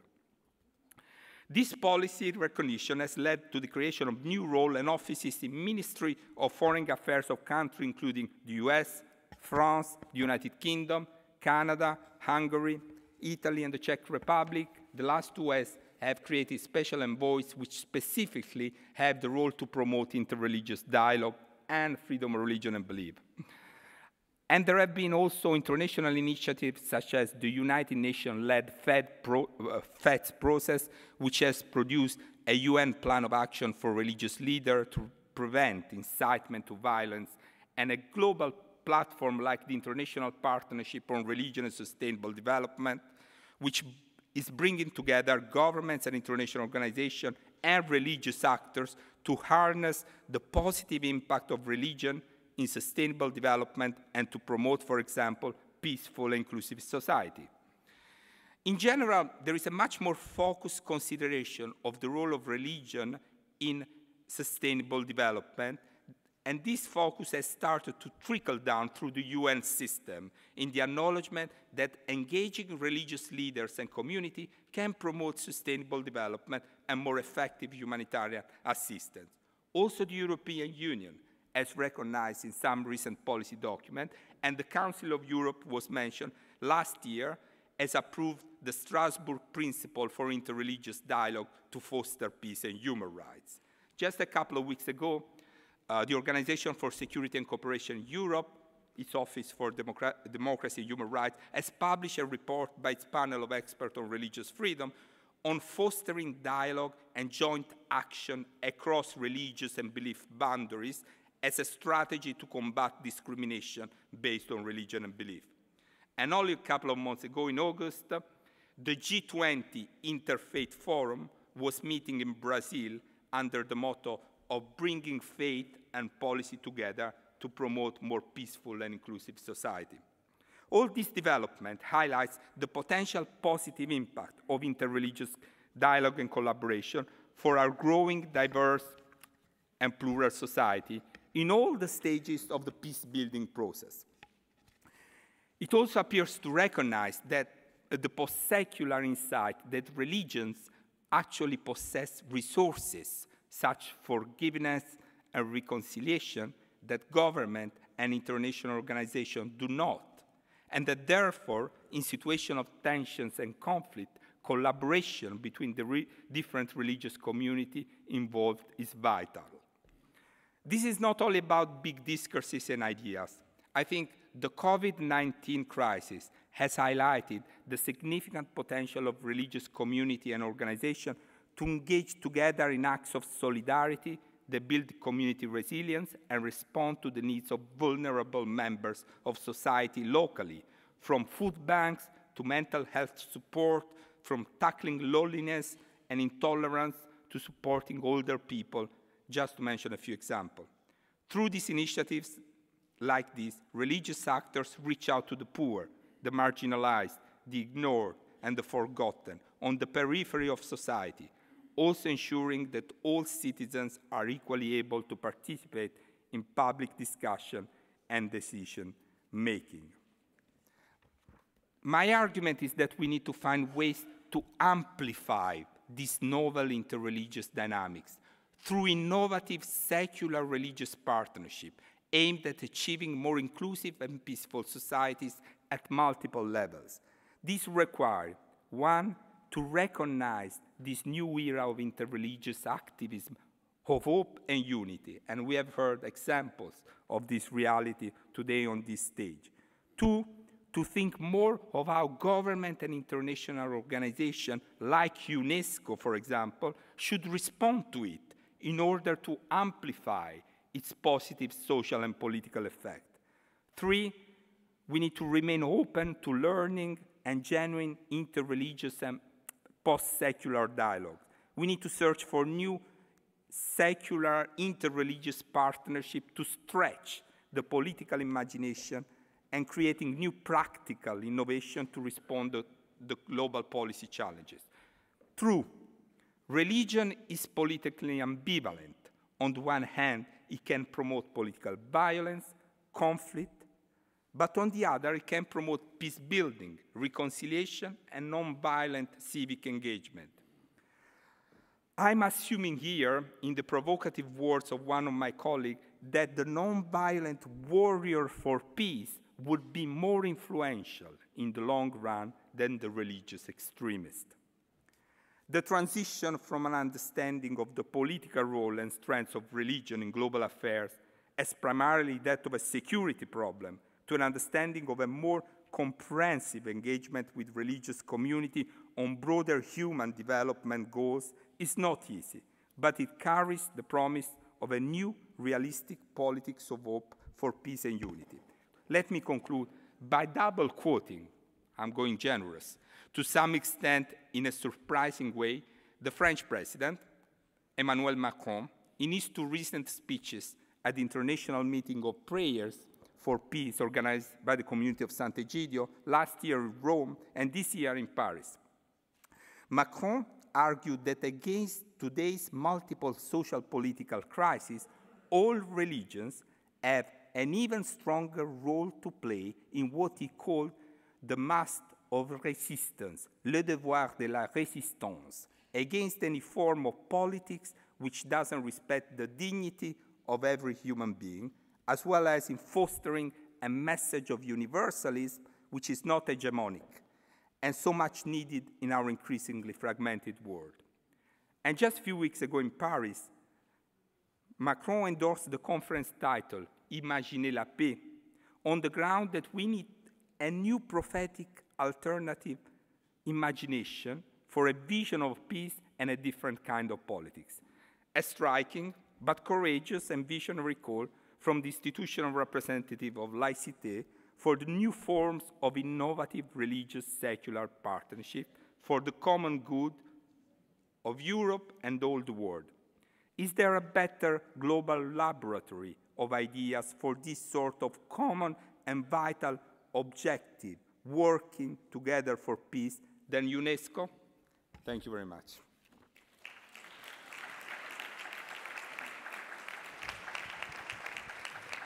Thank you so much. Thank you so much, Mr. Petito, for a very, let's say, inspiring hope that let's keep trust, let's hope that, as you mentioned, religions will bring us further together, will be the, let's say, vectors of dialogue and also rapprochement between different people, between different cultures, rather than somehow diverging between the different religions. We do hope on this, and we hope that you also contribute to this mandate of UNESCO for dialogue and also cultivating the culture of peace. Excellencies, ladies and gentlemen, we are coming to the end of this roundtable, but we have still 10 minutes almost that we may use in case there are questions or comments. So I would now, yes, please, if you can give the floor to His Excellency, former Ambassador of Islamic Republic of Iran, Ambassador Jalali. You have the floor, please. Thank you very much, Mr. Shabrang, and I enjoyed all talks. Let me bring a question which may open the field for another conference in the future. But I think all of the participants can react to that, because I have deep questions, as I mentioned in my intervention this morning briefly. But here I will translate what I said in the morning in accordance with the title of this panel. Religion, a source of strength. A source of strength or a source of power? The problem will happen when, during the history, people use religion as a source of power, institutionalize that as a language of power. And you know that at least from 16th century, which philosophy governs the realm of power? Machiavelli. And that governs all political philosophers. You know that. This is what we see in the world. If we translate religion somehow to become a source of power, then it will shift to the danger which was mentioned by some participant, including Professor, the last speaker. Here, if I use the title of the last speaker, it says, New Secular Religious Partnership. If you are not secular, you cannot have any kind of dialogue. By secular, I don't mean anti-religion. I mean meta-concept, which governs all religions. I am a Muslim. It is not the time here. Of course, I have some studies in Christianity and others, Judaism. There is in the holy books, there is a concept, meta-concept, above religion, and that is justice. Justice is not a divine concept. Justice is a secular understanding of human being, and it is very explicitly, clearly said that all prophets came here to help us for justice. Justice is not something that is respected because prophets recommended that. No, prophets can be respected if their teaching come to justice. Justice is a secular understanding which governs, and even any kind of teaching, according to holy book, including the Quran that I know, if the teachings of any prophet is not translated into justice, then there is no respect for that teaching in accordance to the holy book. Therefore, I want to say that when you say secular religious partnership, it is a good term. It's the first time I saw here. But it is better to give some definition for that. What do you mean? Because by secularity, we can think of something above religion, which is a human-made concept, and that is justice. My final point, I have a lot, but I don't want to make a speech. But then you said that theological dialogue. Once one of the speakers said, I think theological dialogue is impossible. Theology carries dogmas. In dogmas, you cannot have dialogue. You can have dialogue when you look at religion as a way of life, as a culture. And culture, finally, is a man-made product. May be impressed by divine revelation, but finally, culture is a man-made product. And in the end, may I say that when we say inter-religion dialogue, of dialogue of religions, or dialogue of cultures, we have nothing called religion walking here, this religion, that religion, they sit down together. No, we have people. When we call dialogue of civilized or culture, we don't have something called culture and walking, or come and sit on this table. Finally, we have people. We have people who represent a religion yes. or a culture. And these people, through the history, had two kinds of dialogue. First, descriptive, and second, we are talking now, as you said, Mr. Professor, the imperative. There has been a natural dialogue among all religions during the history. We can describe it. You can see in the mystical, in Rumi, in Hafez, in Goethe, in St. Augustine, in St. Thomas Aquinas, in Avicenna, in all. So there has been, we have the example of Toledo in Spain. We have the example of many other places. But now we are talking about the imperative, mean that we interfere. I would like, I'm sorry about the length of my No, it was a question. But I don't know.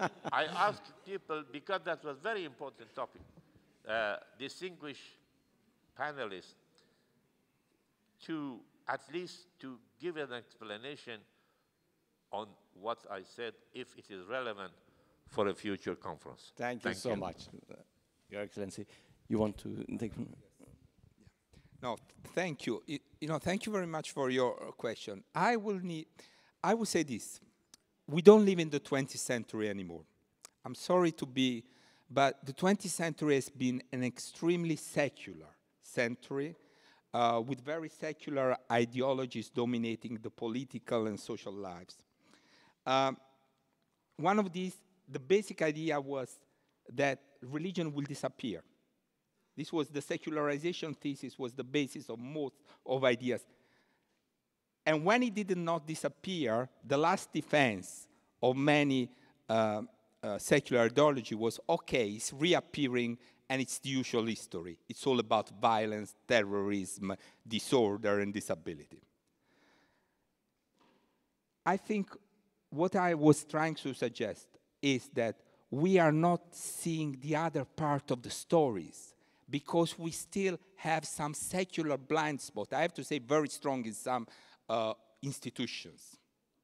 The UN is one of these. But, it is changing.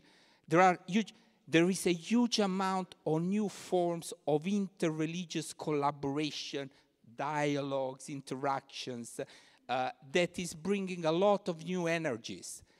And if the common aim of humanity is to build peace, an inclusive, sustainable society, okay? The point is, are these forces positive forces with which government and international organizations need to partner and collaborate in the same way that in the Sustainable Development Goals it is said that government need to collaborate with civil society and business, or not? Well, actually, I tell you, in most of the world, 90% of the people belongs more to religions than to civil society. So this really, what Jürgen Habermas says, we need to move away from the secular paradigm and framework that shaped our way of thinking, and we need to open up to what he calls a post-secular sensibility. Now that requires time. We are rooted in our own ideas and things, but I think the challenges in front of us are huge, and we need all to work together with the people of religions across religious boundaries to work for that universal justice that you rightly said is something that indeed goes across religious and belief tradition. Thank you. Thank you so much. I don't know whether any other... You want to add something? Yes. Very briefly, because we want to give probably one last question before we conclude. Oui, c'était par rapport à votre terme de justice. Je proposerai pour la plus future conférence religion, dignité et justice. Je trouve que le terme de dignité humaine est quand même plus... Il y a la justice dans la dignité humaine, mais je trouve que ça remet l'humain au centre de tous ces débats-là. Et je trouve que c'est un terme intéressant dans cette recherche d'universalisme que vous proposez. Et par rapport à religion, source de force ou de pouvoir, je pense que tout dépend de... ça sert les intérêts de qui? Et je crois qu'il faut toujours rappeler que les religions servent les hommes avant de servir des intérêts politiques, économiques, idéologiques et toutes sortes d'autres intérêts. Voilà, merci. Thank you so much. Do you want to add anything? Great. So we may have still one last question, because we have to respect our dear interpreters that they need to also stop their work. Is there any other question or comment, suggestion? Otherwise, indeed, we can conclude our panel discussion, and hopefully we will have good subjects for the future conference, indeed, regarding what we just discussed. Hello, excuse me. There's another Yes. question here in the center. Oh, yes, please. Yes, please. Oui, je voudrais remercier tous les contributeurs qui sont passés depuis ce matin jusqu'à cet instant. Et j'attirais juste notre attention sur des choses que j'ai suivies tout à l'heure, qui sont très brèves. Par exemple, lorsque nous présentons les religions et que nous sommes dans un dialogue interculturel et interreligieux, je crois qu'il faut rester vigilant en présentant des religions du type les grandes religions. Je crois qu'il faut bannir ce genre de termes. Il ne faut pas hiérarchiser les religions en disant les grandes, les religions du livre aussi. Ce n'est pas nécessaire de le dire parce qu'en fait, la religion a précédé le livre. Le livre est arrivé après, c'est-à-dire qu'on a d'abord fait la religion et ensuite on l'a fixée par l'écrit.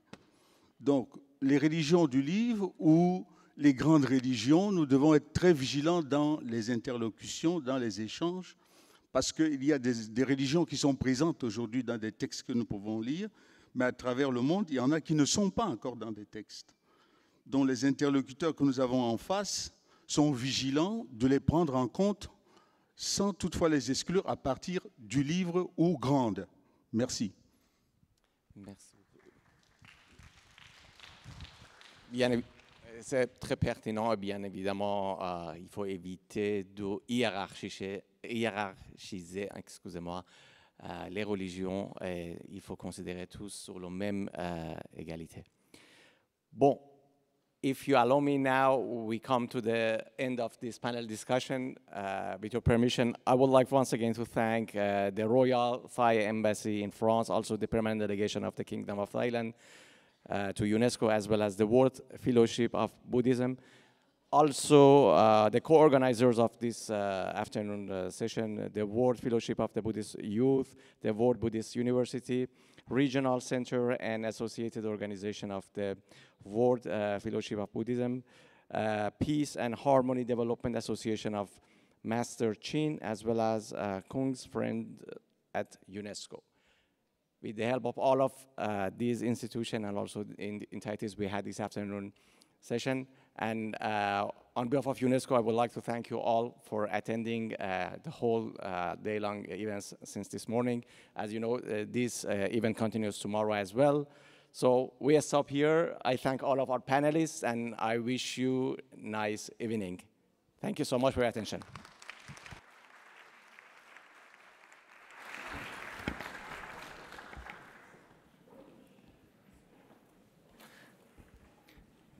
And with that, once again, thank you so much, our esteemed panelists.